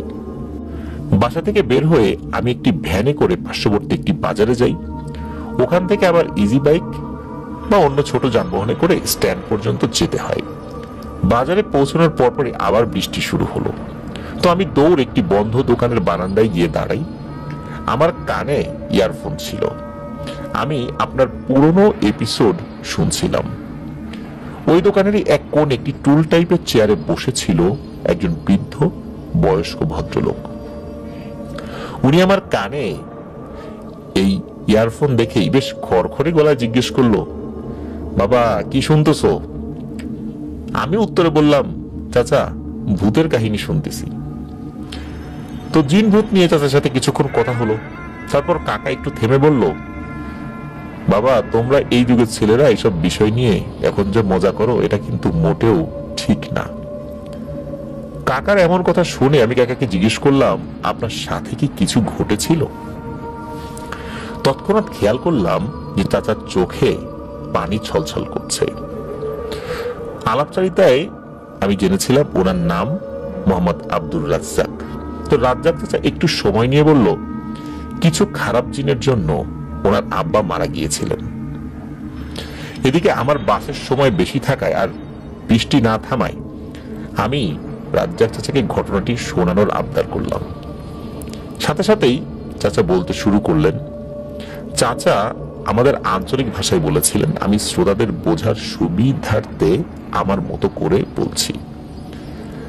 আর আফনান ভাই, রাজ্জাক চাচার ঘটনায় যেসব স্থানের উল্লেখ আছে আমার বাসা কাছে হওয়ায় এই স্থানগুলো আমার খুব ভালো করেই চেনা।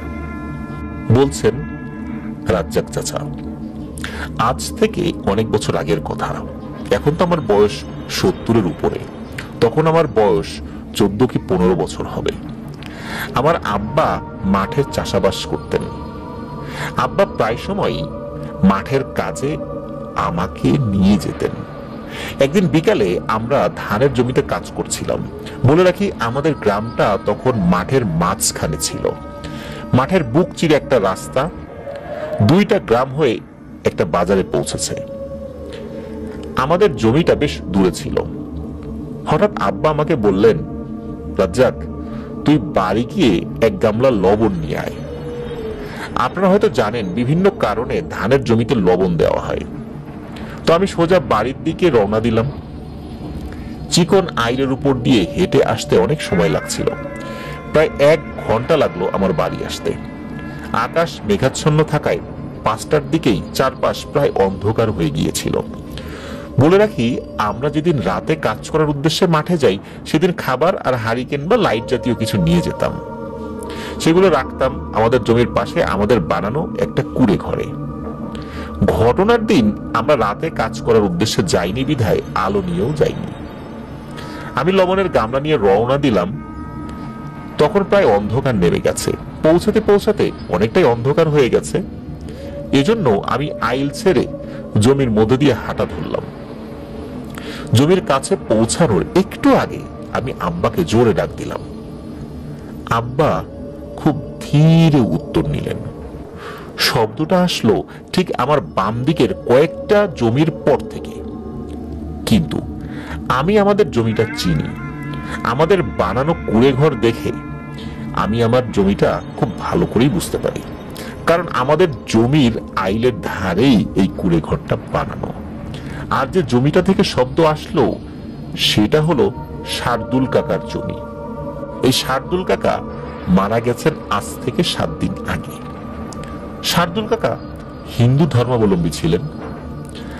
আমার সন্দেহ হয় আমি আবার জোরে আব্বা বলে ডাক দিলাম, কিন্তু এবার কোনো আওয়াজ আসলো না। আমি কোনো কিছু না ভেবে আমাদের কুড়ে ঘরের দিকে হাঁটতে থাকি। আমি বারবার ডাকার পরও আব্বা কোনো উত্তর দিচ্ছিলেন না। আমি আমাদের জমির চারপাশ ও কুড়ে ঘর খুঁজেও আব্বাকে পেলাম না। এবার আমার ভয় লাগতে শুরু করলো।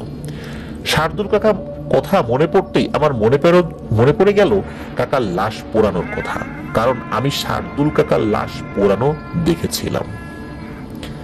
তখন সন্ধ্যা পেরিয়ে প্রায় রাত হয়ে গেছে। কিছুটা আবছা আবছা দেখা যায় আশেপাশে।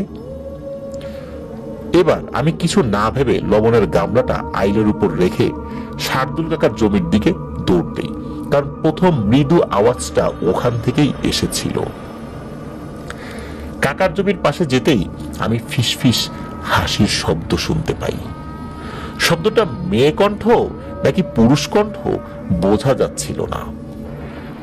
একদম নিস্তব্ধ পরিবেশে ওই ফিসফিস হাসিটা আমার পুরো শরীর হিম করে দিয়েছিল। আমি অনেক কষ্টে সাহস জুগিয়ে ওখান থেকে দিক বিদিক না দেখে দৌড় দিই। ধানের জমির কাদার মধ্যে কতক্ষণ দৌড়িয়েছি আমি বলতে পারবো না। হঠাৎ কোনো একটা কিছুর সাথে হোঁচট খেয়ে পড়ে যাই। মনে মনে ভাবলাম আইলে হোঁচট খেয়ে পড়ে গেছি। উঠে আবার দৌড় দিতে যাব, অমন সময় কাতরানোর আওয়াজ শুনতেই পেছনে তাকিয়ে দেখি আব্বার মুখ দেখা যাচ্ছে। বুঝলাম আমি আব্বার শরীরের সাথে হোঁচট খেয়ে পড়েছি। আব্বার দিকে তাকাতেই দেখি ধান গাছের মধ্যে থেকে শুধু আব্বার মুখ দেখা যাচ্ছে।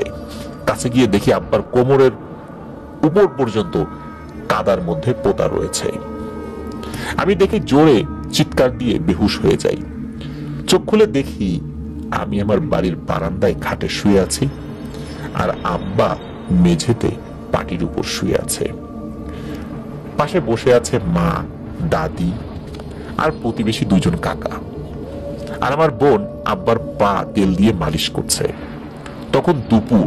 আমি বুঝলাম আমি কত সময় ধরে বেহুশ ছিলাম।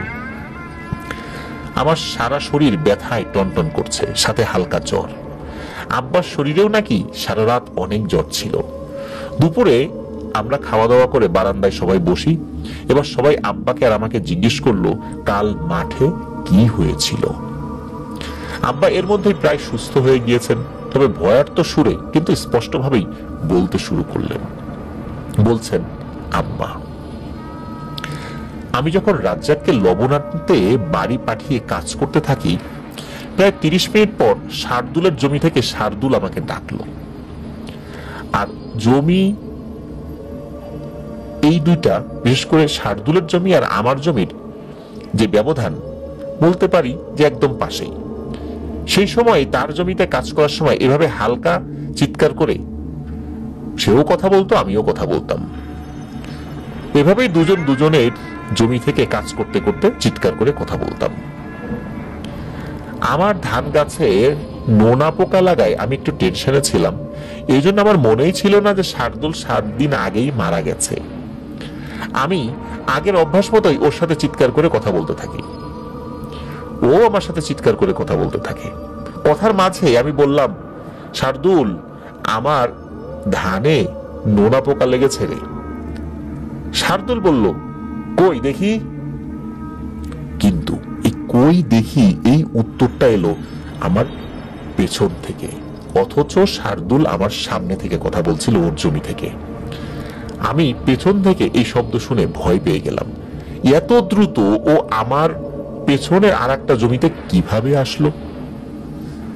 পেছনে তাকিয়েই ওর মুখের দিকে তাকাতে আমার মনে পড়ে গেল, আরে শার্দুল তো মরে গেছে 7 দিন হলো। আমার চোখ বড় হয়ে গেল ওকে দেখেই।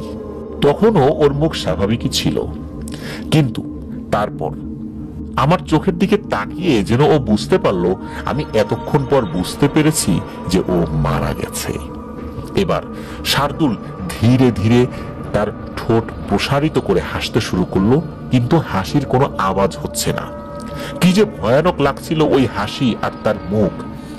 আমার পুরো শরীর দিয়ে যেন ঠান্ডা কম্পন বয়ে গেল। এবার শার্দুল যেন উঁচু গলায় ঠাট্টার সুরেই বলল, কই দেখি রে, কেমন পোকা লেগেছে তোর ধানে। তখন মনে হলো আমি বেহুশ হয়ে যাব। এবার শার্দুল চোখ লাল করে নরম সুরেই বলল, কি রে, ভয় পাচ্ছিস? আমার জমির একটু দূরেই অনেকেই যার যার জমিতে সন্ধ্যার পরও কাজ করে। আমি চিৎকার করে তাদের ডাকার চেষ্টা করলাম, কিন্তু মুখ দিয়ে আওয়াজই বের হচ্ছিল না। আবার ডাকার চেষ্টা করতে শার্দুল আমার উপর লাফিয়ে পড়লো, আমাকে কাদায় ঠেসে ধরলো। এভাবে কতক্ষণ ধস্তাধস্তি হয়েছে আমি বলতে পারি না। খুব জোরে মাথায় আঘাত লাগার পর আমার সাথে কি হয়েছে আমার আর কিছু মনে নেই। হঠাৎ রাজ্জাকের পায়ের আঘাতে চেতনা ফেরত পেলাম, আর দেখলাম আমার কোমর পর্যন্ত কাদার নিচে। আর আমাকে এই অবস্থায় দেখে রাজ্জাক চিৎকার দিয়ে বেহুশ হয়ে যায়। এর কয়েক মুহূর্ত পর বেশ কিছু দূর থেকে জোরে আওয়াজ আসলো, এ চিল্লালো কে রে? কণ্ঠটা আমার চেনা, এটা পাশের গ্রামের রতনের কণ্ঠ। আমি অনেক কষ্ট করে রতন বলে ডাক দিলাম। কিছুক্ষণের মধ্যেই রতন এসে আমাদের এই অবস্থা দেখে তাড়াতাড়ি তার পাশের জমি থেকে আরেকজনকে ডেকে এনে আমাদের দুজনকে বাড়ি নিয়ে আসে। আব্বা এতটুকু বলেই থেমে গেলেন। এবার আমার সাথে ঘটনাটা আমি বললাম, কিন্তু আমি আশ্চর্য হয়ে বললাম, আমি শার্দুল কাকার জমি থেকে ভয় পেয়ে প্রায় অনেক সময় দৌড়াই, কিন্তু আশ্চর্য বিষয় আমি এত সময় দৌড়েও আমার জমি পর্যন্ত এসেছিলাম মাত্র, কারণ আমার আব্বাকে কোমর পর্যন্ত পুঁতে রেখেছিল আমাদের জমিতেই। যাই হোক, এর 7 থেকে 8 দিনের মধ্যে আমরা সন্ধ্যার পর আর জমিতে যাইনি, সব স্বাভাবিক হয়ে গিয়েছিল। কিন্তু 10 দিন পর আব্বা বাজারে এসেছিল, ঠিক এই বাজারেই যেখানে বসে আমি তোমার সাথে কথা বলছি, কিছু জিনিস কেনাকাটা করতে। সেই সময় প্রায় 2 দিন একাধারে টিপ টিপ করে বৃষ্টি হচ্ছিল, ঠিক আজকের বৃষ্টির মতোই। আব্বা বৃষ্টি কমার জন্য অপেক্ষা করছিল। বাজারে অবশ্য গ্রামের অনেকেই ছিল।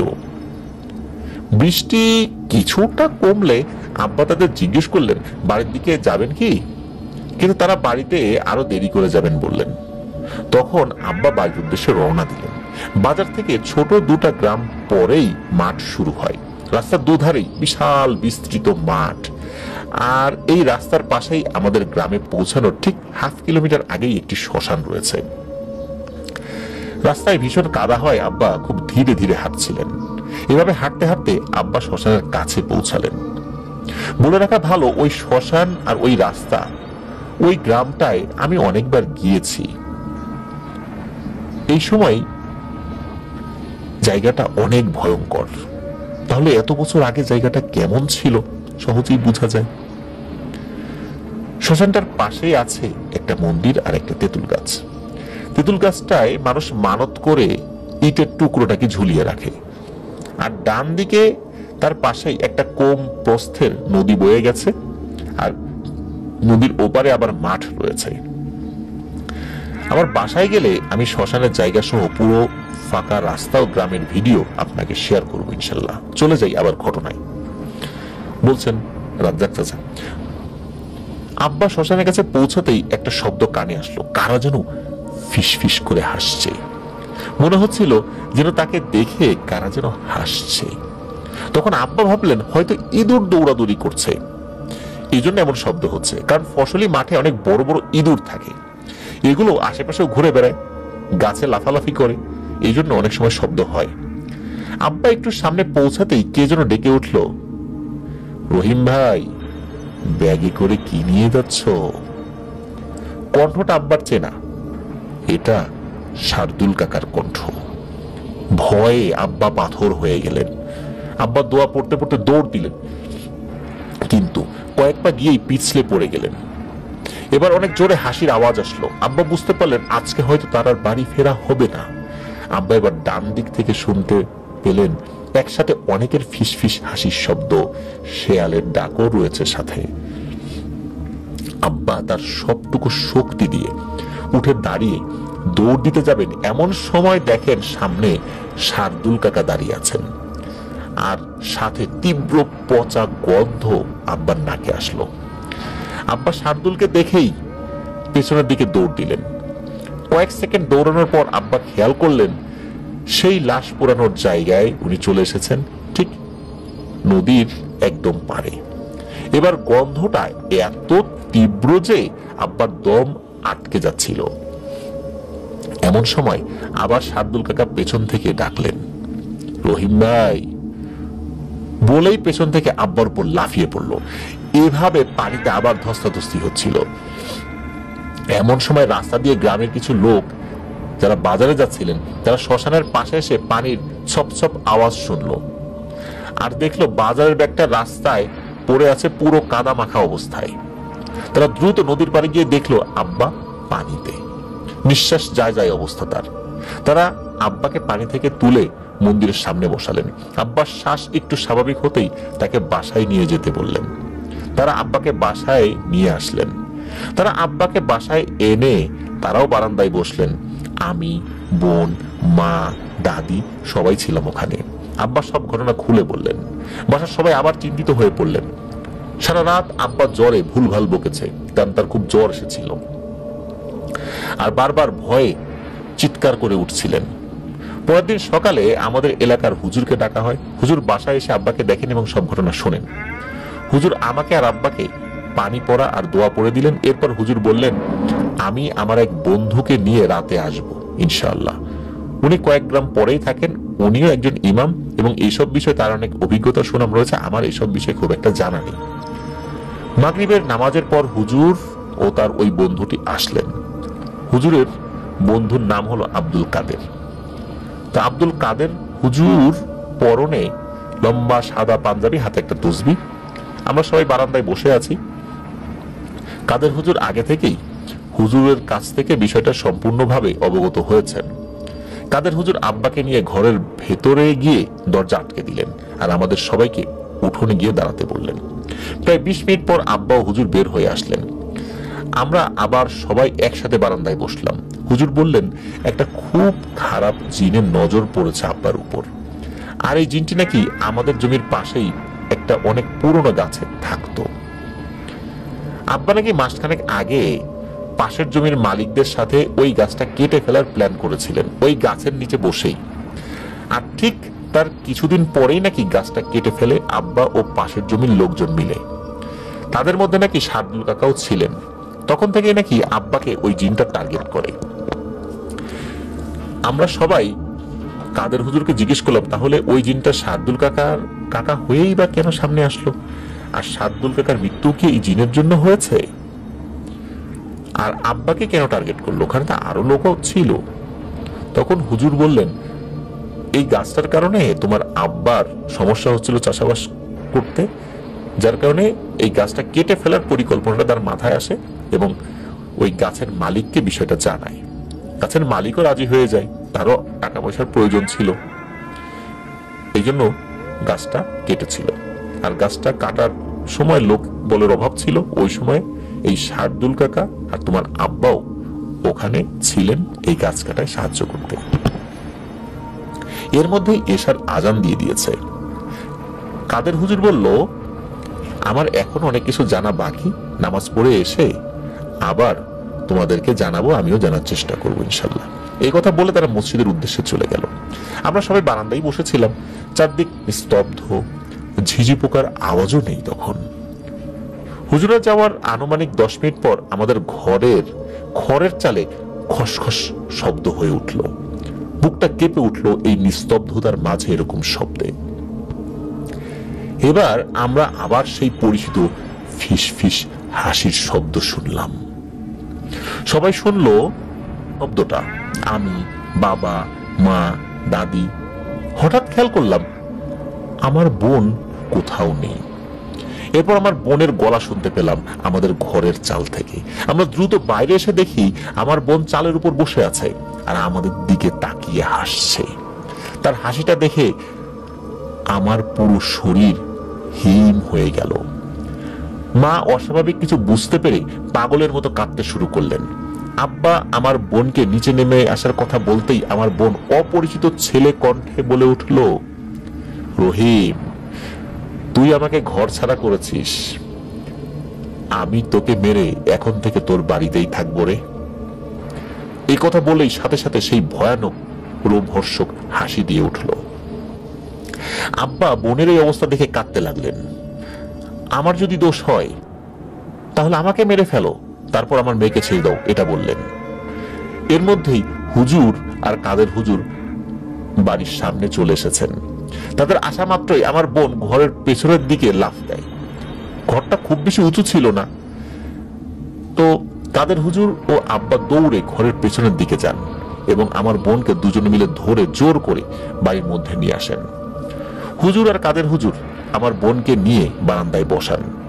দুজনে মিলে আমার সমবয়সী আমার বোনের সাথে শক্তিতে পেরে উঠছিলেন না তারা। হুজুর দ্রুত একটা গ্লাসে পানি পরে আমার বোনের গায়ে ছিটিয়ে দিতেই আমার বোন কিছুটা নিস্তেজ হয়ে পড়ে। এবার কাদের হুজুর বারান্দায় আমার বোনকে বসিয়ে আমাদের সবাইকে উঠোনে যেতে বললেন। আমরা উঠোন থেকে হারিকেনের আলতো আলোয় দেখছি হুজুর আর আমার বোন কথা বলছে, কিন্তু কি বলছে সেটা আমরা শুনতে পাচ্ছিলাম না। প্রায় 10 মিনিট পর দেখলাম আমার বোন বেহুশ হয়ে গেছে। সাথে সাথে হুজুর আমাদেরকে ডাকলেন।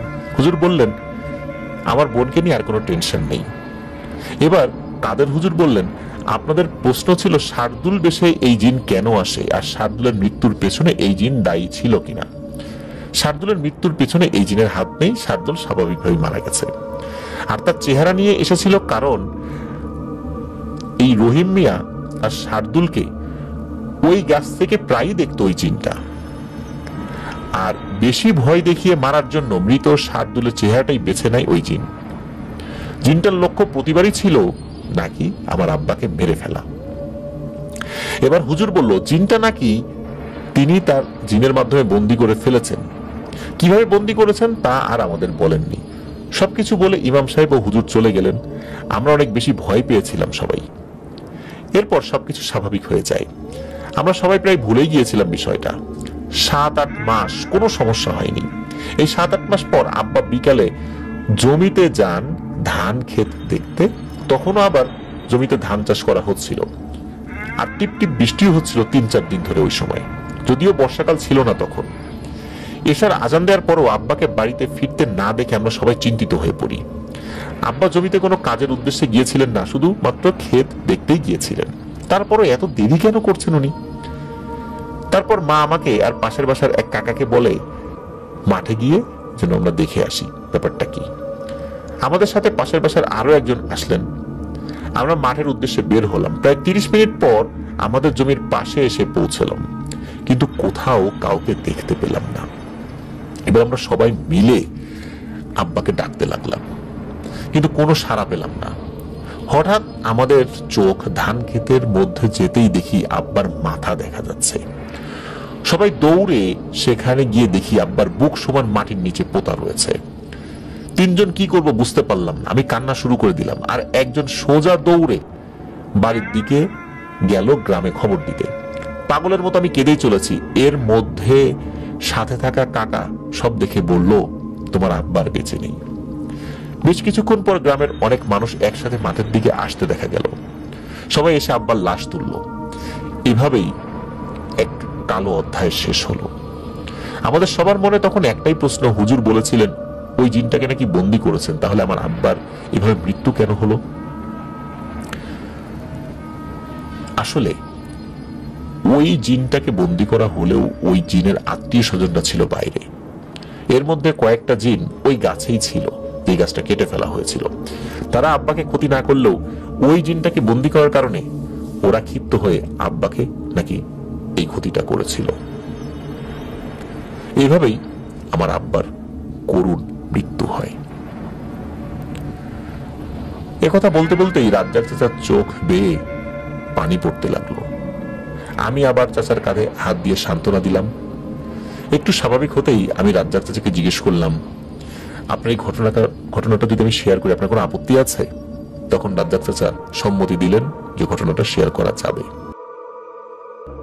আপনাদের সাথে এখন আমি এমন একটি গল্প শেয়ার করব। এই গল্পটি আপনারা হঠাৎ করে শুনলে মনে হবে গল্পটি তো কত চেনা। এত চেনা ঘটনা কেন আমি বলছি? লিসেনার, এই চেনা ঘটনাটি আমার কাছে একটু অচেনা মনে হয়েছে, কারণ ঘটনার প্রেক্ষাপট, ঘটনা যেভাবে ঘটছিল সেটি গতানুগতিক ঘটনাগুলো থেকে একটু ডিফারেন্ট।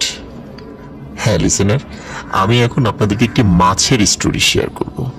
নর্মালি আমরা মাছ নিয়ে আসার সময় বিভিন্ন ধরনের ঘটনা ঘটে, এটি আমরা শুনে অভ্যস্ত, কিন্তু এমনই একটি ঘটনা একটু ডিফারেন্ট ভাবে ঘটেছে। আশা করি আপনাদের শুনতে ভালো লাগবে। ঘটনাটি যার সঙ্গে ঘটেছে ওনার নাম হচ্ছে লিটন কুমার দাস। উনি রাজবাড়ী জেলার বিনোদপুর এলাকায় একটি কলোনি রয়েছে, আমরা সাধারণত সেটাকে আমরা সুইপার কলোনি বলি। তো দেখা যাচ্ছে তারা পরিচ্ছন্নতা কর্মী হওয়ার কারণে বিভিন্ন সময় দিন রাত বিভিন্ন সময়ে বিভিন্ন জায়গায় তাদেরকে যেতে হয়, এবং এদেরকে সাধারণত আমরা হরিজন সম্প্রদায় বলি। তো এনাদের বিভিন্ন এরিয়া ভাগ করা থাকে, কে কোন এরিয়াতে কাজ করবে। এই লিটন কুমার দাস এবং তার বাবা, তাদের এরিয়া ছিল পাচুরিয়া বাজার নামক একটা জায়গা আছে, পাচুরিয়া। তো এই বাজারটা, মেইন যে বাজারটা, এই বাজারটা পরিষ্কার পরিচ্ছন্নতার দায়িত্ব ছিল হচ্ছে এই লিটন কুমার দাস এবং তার বাবা।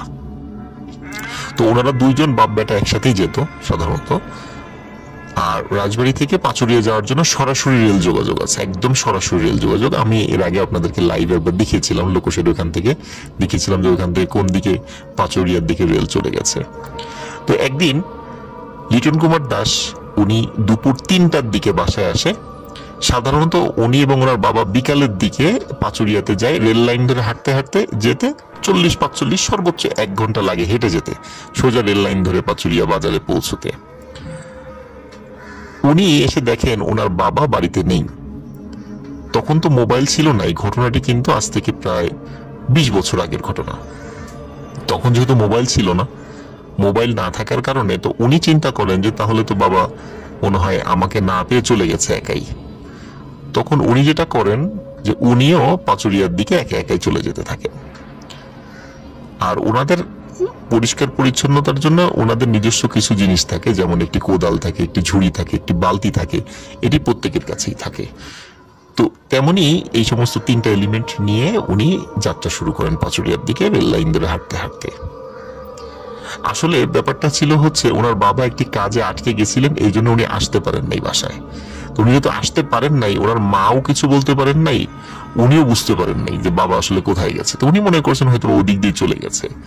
তো এই কারণে উনি বাবা চলে গেছেন মনে করে উনি পাচুরিয়া চলে যান। কিন্তু তার বাবা ঘন্টাখানেক পরে বাড়িতে ফিরে আসে। পরে বাড়িতে সে শোনে যে লিটন সে চলে গেছে আর কি পাচুরিয়ার দিকে। তখন সে চিন্তা করে যে আজকে তো অনেক কাজের মধ্যে ছিলাম, যেহেতু লিটন গেছে আজকে আর আমি ওখানে যাব না। তো লিটন দা উনি সেখানে চলে যান। সেখানে চলে যাওয়ার পরে বাজার পরিষ্কার পরিচ্ছন্ন করেন। যেহেতু ওই দিন উনি একা ছিলেন, ওনার বাবা ছিল না সাথে, এই জন্য সময়টা অন্য দিন থেকে বেশি লেগে যায়। বেশি লেগে যাওয়ার কারণে যেটা হয় সেটা হচ্ছে যে সন্ধ্যার পরও ওনার কাজ শেষ হয়নি। সন্ধ্যারও বেশ খানিকক্ষণ ওনাকে কাজ করতে হয় সন্ধ্যার পর, তারপর ওনার কাজ শেষ হয়। এবং ওনাদের পেমেন্টটা ছিল ডেইলি বেসিসে, মানে প্রতিদিন হাজিরা হওয়ার পর প্রতিদিনের টাকা প্রতিদিনই দিয়ে দিত বাজার কমিটি। তো যেহেতু ওই দিন উনি একা কাজ করেছে, একা 2 জনের কাজ করেছে, এই জন্য দেখা যাচ্ছে যে আর একজনের কাজের অর্ধেক বেতনটাও তাকে দেওয়া হয়। মানে ওনার বলতে পারেন যে 2 জন কাজ করলে যেটা, তো তার একজনের অর্ধেক টাকা মানে 1.5 গুণ সে টাকাটা তাকে দেওয়া হয়। তো উনি এই চিন্তা করেন যেহেতু আজকে একা কাজ করলাম, তো বাজার যখন ওইখান থেকে কাজ করতে করতে যখন মাছ বাজারের দিকে যান, উনি খেয়াল করেন যে ওই দিন বেশ ভালো ইলিশ মাছ উঠেছিল। তো উনি চিন্তা করেন যে যেহেতু আমার কাছে টাকা আছে, এক্সট্রা টাকা আছে বাড়ির জন্য, ইলিশ মাছ কিনে নিয়ে যাই। এবং উনি 2টো ইলিশ মাছ কেনেন।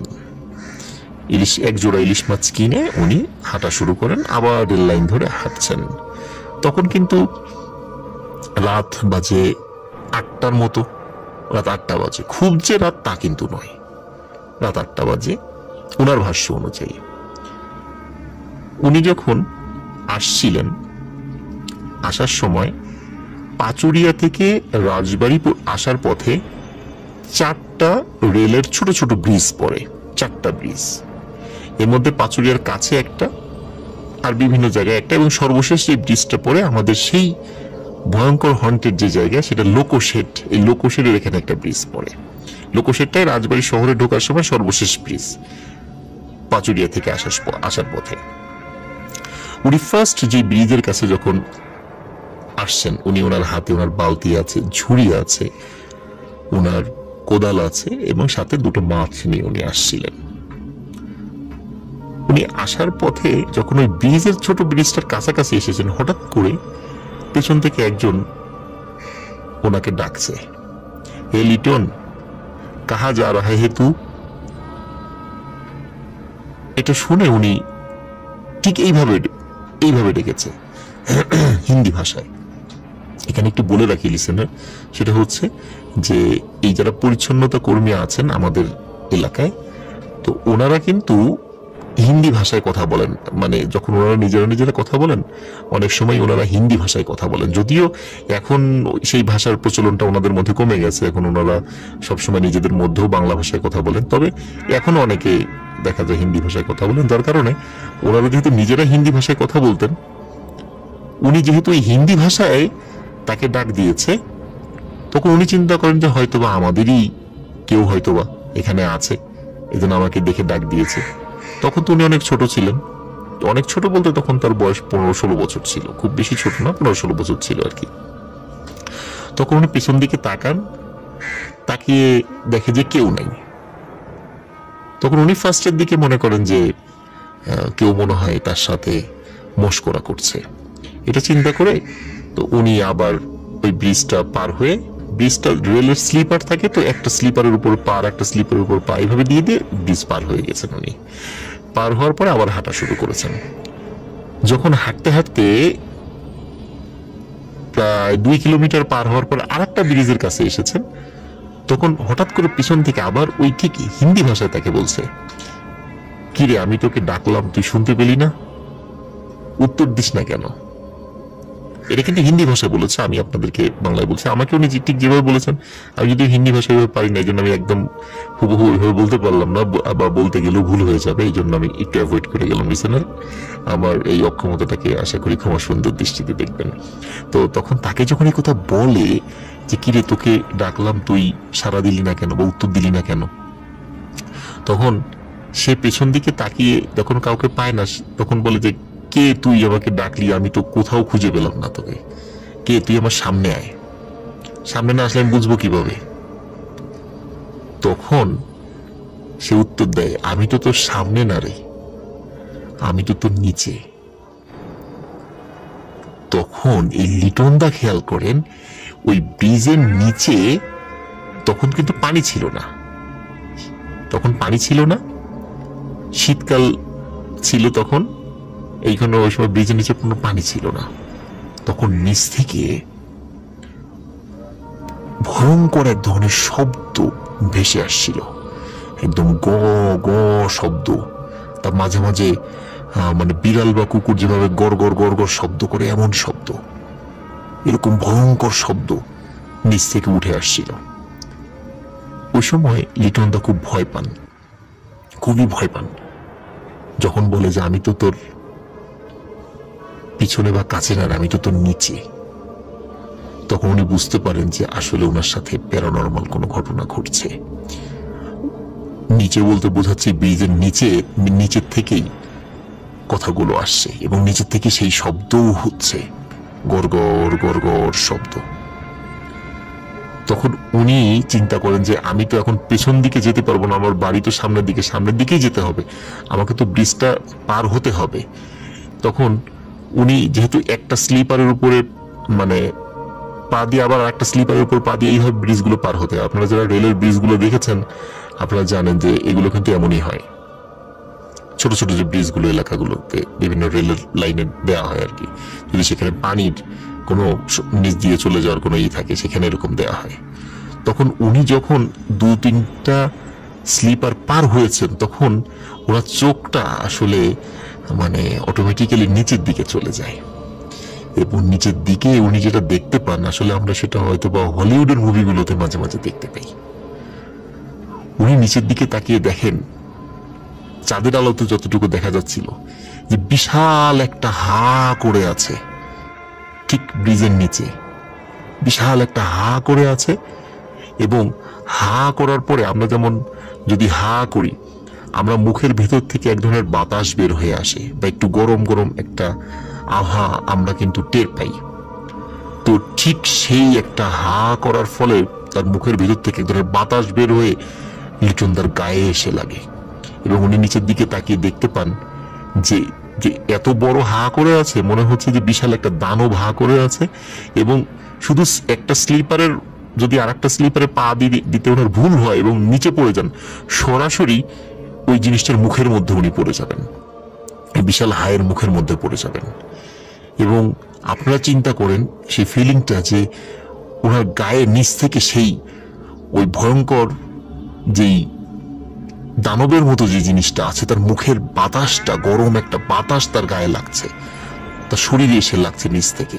এবং উনি তাকিয়ে এই দৃশ্য যখন দেখেন যে বিশাল হা এবং তার জিহ্বা পর্যন্ত দেখা যাচ্ছে, জিহ্বা দেখা যাচ্ছে, তার দাঁত দেখা যাচ্ছে বড় হা, মানে এত বড় প্রকাণ্ড হা করে আছে তার দিকে। আসলে এই দৃশ্য দেখার পরে উনি সামনে যে এক পা দেবেন সেই উপায়টাও ছিল না, কোনোভাবেই সেই উপায় ছিল না। কারণ উনি চিন্তা করছেন এখন যদি সামনে এক পায়ে দিয়ে একটু ভুল হয়ে যায় বা আমি যদি নিচে পড়ে যাই, আমাকে তো এই জিনিসটা খেয়ে ফেলবে। আসলে ওনার সাথে যে মাছ ছিল, এই মাছের জন্য এই জিনিসটা পিছু নিয়েছিল ওনার। কিন্তু উনি সেখানে আর কতক্ষণ দাঁড়িয়ে থাকবেন? কোনো লোকজন আসে না, আসে না, আসে না। তো হঠাৎ করে পিছন থেকে দেখে অনেক দূর থেকে একটা লোক আসছে। তো উনি ওই জায়গাটাতেই দাঁড়িয়ে থাকেন। দাঁড়িয়ে থাকার পরে যখন ওই লোকটা কাছে আসছে, কাছে আসার পরে সে জিজ্ঞেস করে, কে বাবা তুমি এখন এই ব্রিজের মাঝখানে দাঁড়িয়েছো কেন? বলে যে আমার খুব ভয় লাগছে, পার হতে পারছি না। তখন বলে আসো আমি তোমাকে পার করে দিচ্ছি। তখন উনি সাথে সাথে ওনাকে পার করে দেন। কিন্তু সমস্যা হলো ওই লোকটার বাড়ি ছিল একদম পাশেই, ওই ব্রিজের পাশেই, যার কারণে উনি তো ওনার বাড়িতে চলে যান। আর যখন ওই লোকটা এসেছে তখন আর নিচ থেকে ওই হা করা যেই বিশাল মুখ, এটি কিন্তু আর তখন ছিল না, যার কারণে ওই লোকটা ওখানে এসে কিছু দেখেনি। এখন যেহেতু ওই লোকটার বাড়ির পাশে আর লোকটা তারা ছিল, যতটুকু দেখে লিটন দা মনে করেছেন তাকে যদি বলা হয় যে আমাকে একটু এগিয়ে দেন, ঠিক কতটুকুই বা এগিয়ে দেবে? এখনো তো প্রায় অনেকটা পথ রয়েছে। এই জন্য লিটন দা সাহস করে আর কিছু বলেন নাই, তাকে যে আমি নিজে সাহস সঞ্চয় করেন, সাহস করে তাকে আর বলেন নাই যে আমাকে আপনি এগিয়ে দেন। লিটন দা আবার হাঁটা শুরু করে। হাঁটতে হাঁটতে হাঁটতে হাঁটতে থার্ড যে ব্রিজটা আছে, এটা আপনার দাঁতশি বাজারের কাছে একটা ব্রিজ আছে, দাঁতশি বাজার। এটা হলো থার্ড ব্রিজ, পাঁচুড়ি থেকে আসার সময় থার্ড ব্রিজ এটা। দাঁতশি বাজারের কাছে একটি ব্রিজ আছে। এই ব্রিজের কাছে এসে উনি তেমন কোনো কিছু ফিল করেন না, তেমন কিছুই ফিল করেন না, একদম স্বাভাবিক ছিল। কিন্তু উনি যখন লোকোশেডের কাছে যে ব্রিজটা আছে সেইখানে চলে আসেন, আসার পরে উনি ফিল করছিলেন পিছন থেকে মনে হচ্ছে বড় পা, কিন্তু খালি পায়ে এবং পা ভেজা বা কাদাযুক্ত পা, এরকম থপ থপ থপ থপ করে হেঁটে হেঁটে পিছন থেকে আসছে। উনি পিছন দিকে তাকিয়ে কাউকে দেখতে পান না। উনি যখন পিছন দিকে তাকান তখন সেই পায়ের শব্দটাও আর পাওয়া যায় না। আবার যখন ঘুরে উনি হাঁটা শুরু করেন তখন আবার সেই থপ থপ থপ থপ সেই পায়ের শব্দটা সে শুনতে পায়। তখন এই ব্রিজের কাছে এসে উনি তখন চিন্তা করছেন যে এমনিতেই তো জায়গাটা হন্টেড, এখন কি আমি পার হবো কি হব না, কি করা যায় উনি ভাবছেন। তখন উনি সাহস নিয়ে ওনার ধর্মের যেই সমস্ত মন্ত্র আছে সেগুলো পড়ে উনি সাহস করে ব্রিজটা পার হয়ে যান। যখনই ব্রিজ পার হয়ে যান তখনই ওনার কাছে মনে হয় খুব শক্ত একটা হাত ওনার কাঁধের উপরে কেউ রাখলো। যখন খুব শক্ত একটা হাত কাঁধের উপর রাখে উনি স্পষ্টভাবে ফিল করছিলেন যে এই হাতটি কিন্তু কোনো ছোট হাত না, এটা এত বড় হাত। মানে স্বাভাবিক মানুষের এত বড় হাত বা আঙ্গুলগুলো হয় না। পিঠের উপরে যখন মানে ওনার কাঁধের উপরে যখন হাত রাখে তখন সেটা তুমি ফিল করেন। তখন উনি পেছন দিকে সাহস করে তাকান, তখন তাকিয়ে দেখেন ঠিক ব্রিজের ওই পাশে একটি মোটা আকৃতির মানুষ দাঁড়ানো, এবং ওইখান থেকে সে হাতটা প্রায় 20 হাত লম্বা করে তার পিঠের উপর হাত দিয়েছে। এবং যখন উনি তাকান, লিটনদা যখন ওইদিকে তাকান তখন ওই জিনিসটা বলে, কি রে তুই আমাকে মাছগুলো দিয়ে গেলি না, তুই খেতে পারবি এইগুলো বাড়িতে নিয়ে? তখন লিটনদা যেটি করেন, তখন উনি যেহেতু আর সামনে কোনো ব্রিজ ছিল না এবং ওনার বাসার কাছাকাছি উনি চলে এসেছেন ততক্ষণে, তখন উনি ছুটে দেন দৌড়। মাছ কিন্তু ওনার সাথেই আছে। ওনার কথা ছিল যে আমি টাকা দিয়ে মাছ কিনেছি, আমি কাউকে দেব না, এটা মাছ সাথে ছিল। ওই মাছ সাথে নিয়েই দৌড়ে গিয়ে ওনাদের যে কলোনি, ওই কলোনির সামনেই একটি কালী মন্দির রয়েছে, সেই মন্দিরের সামনে গিয়ে উনি পড়ে যান, চিৎকার দিয়ে পড়ে যান। তো মন্দিরে যিনি পুরোহিত ছিলেন, উনি এখন মারা গেছেন যদিও, আমি তাকে দেখেছি, তো এই পুরোহিত তখন বের হয়ে আসেন, বের হয়ে এসে বলেন যে কিরে লিটন, তোর কি হয়েছে? তখন লিটন দা সব ঘটনা খুলে বলেন যে আমার সাথে এই ঘটনা ঘটেছে। তখন ওই পুরোহিত বলেন তোর মাছ কই? বলে এই যে মাছ।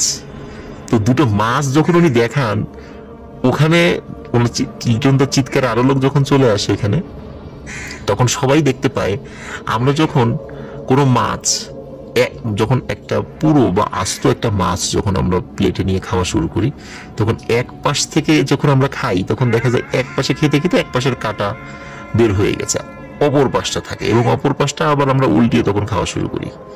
তখন দেখে ওই দুটো মাছই সম্পূর্ণ এক পাশ থেকে খেতে খেতে লেজ পর্যন্ত কিছু নাই, আর এক পাশ মানে অক্ষত আছে।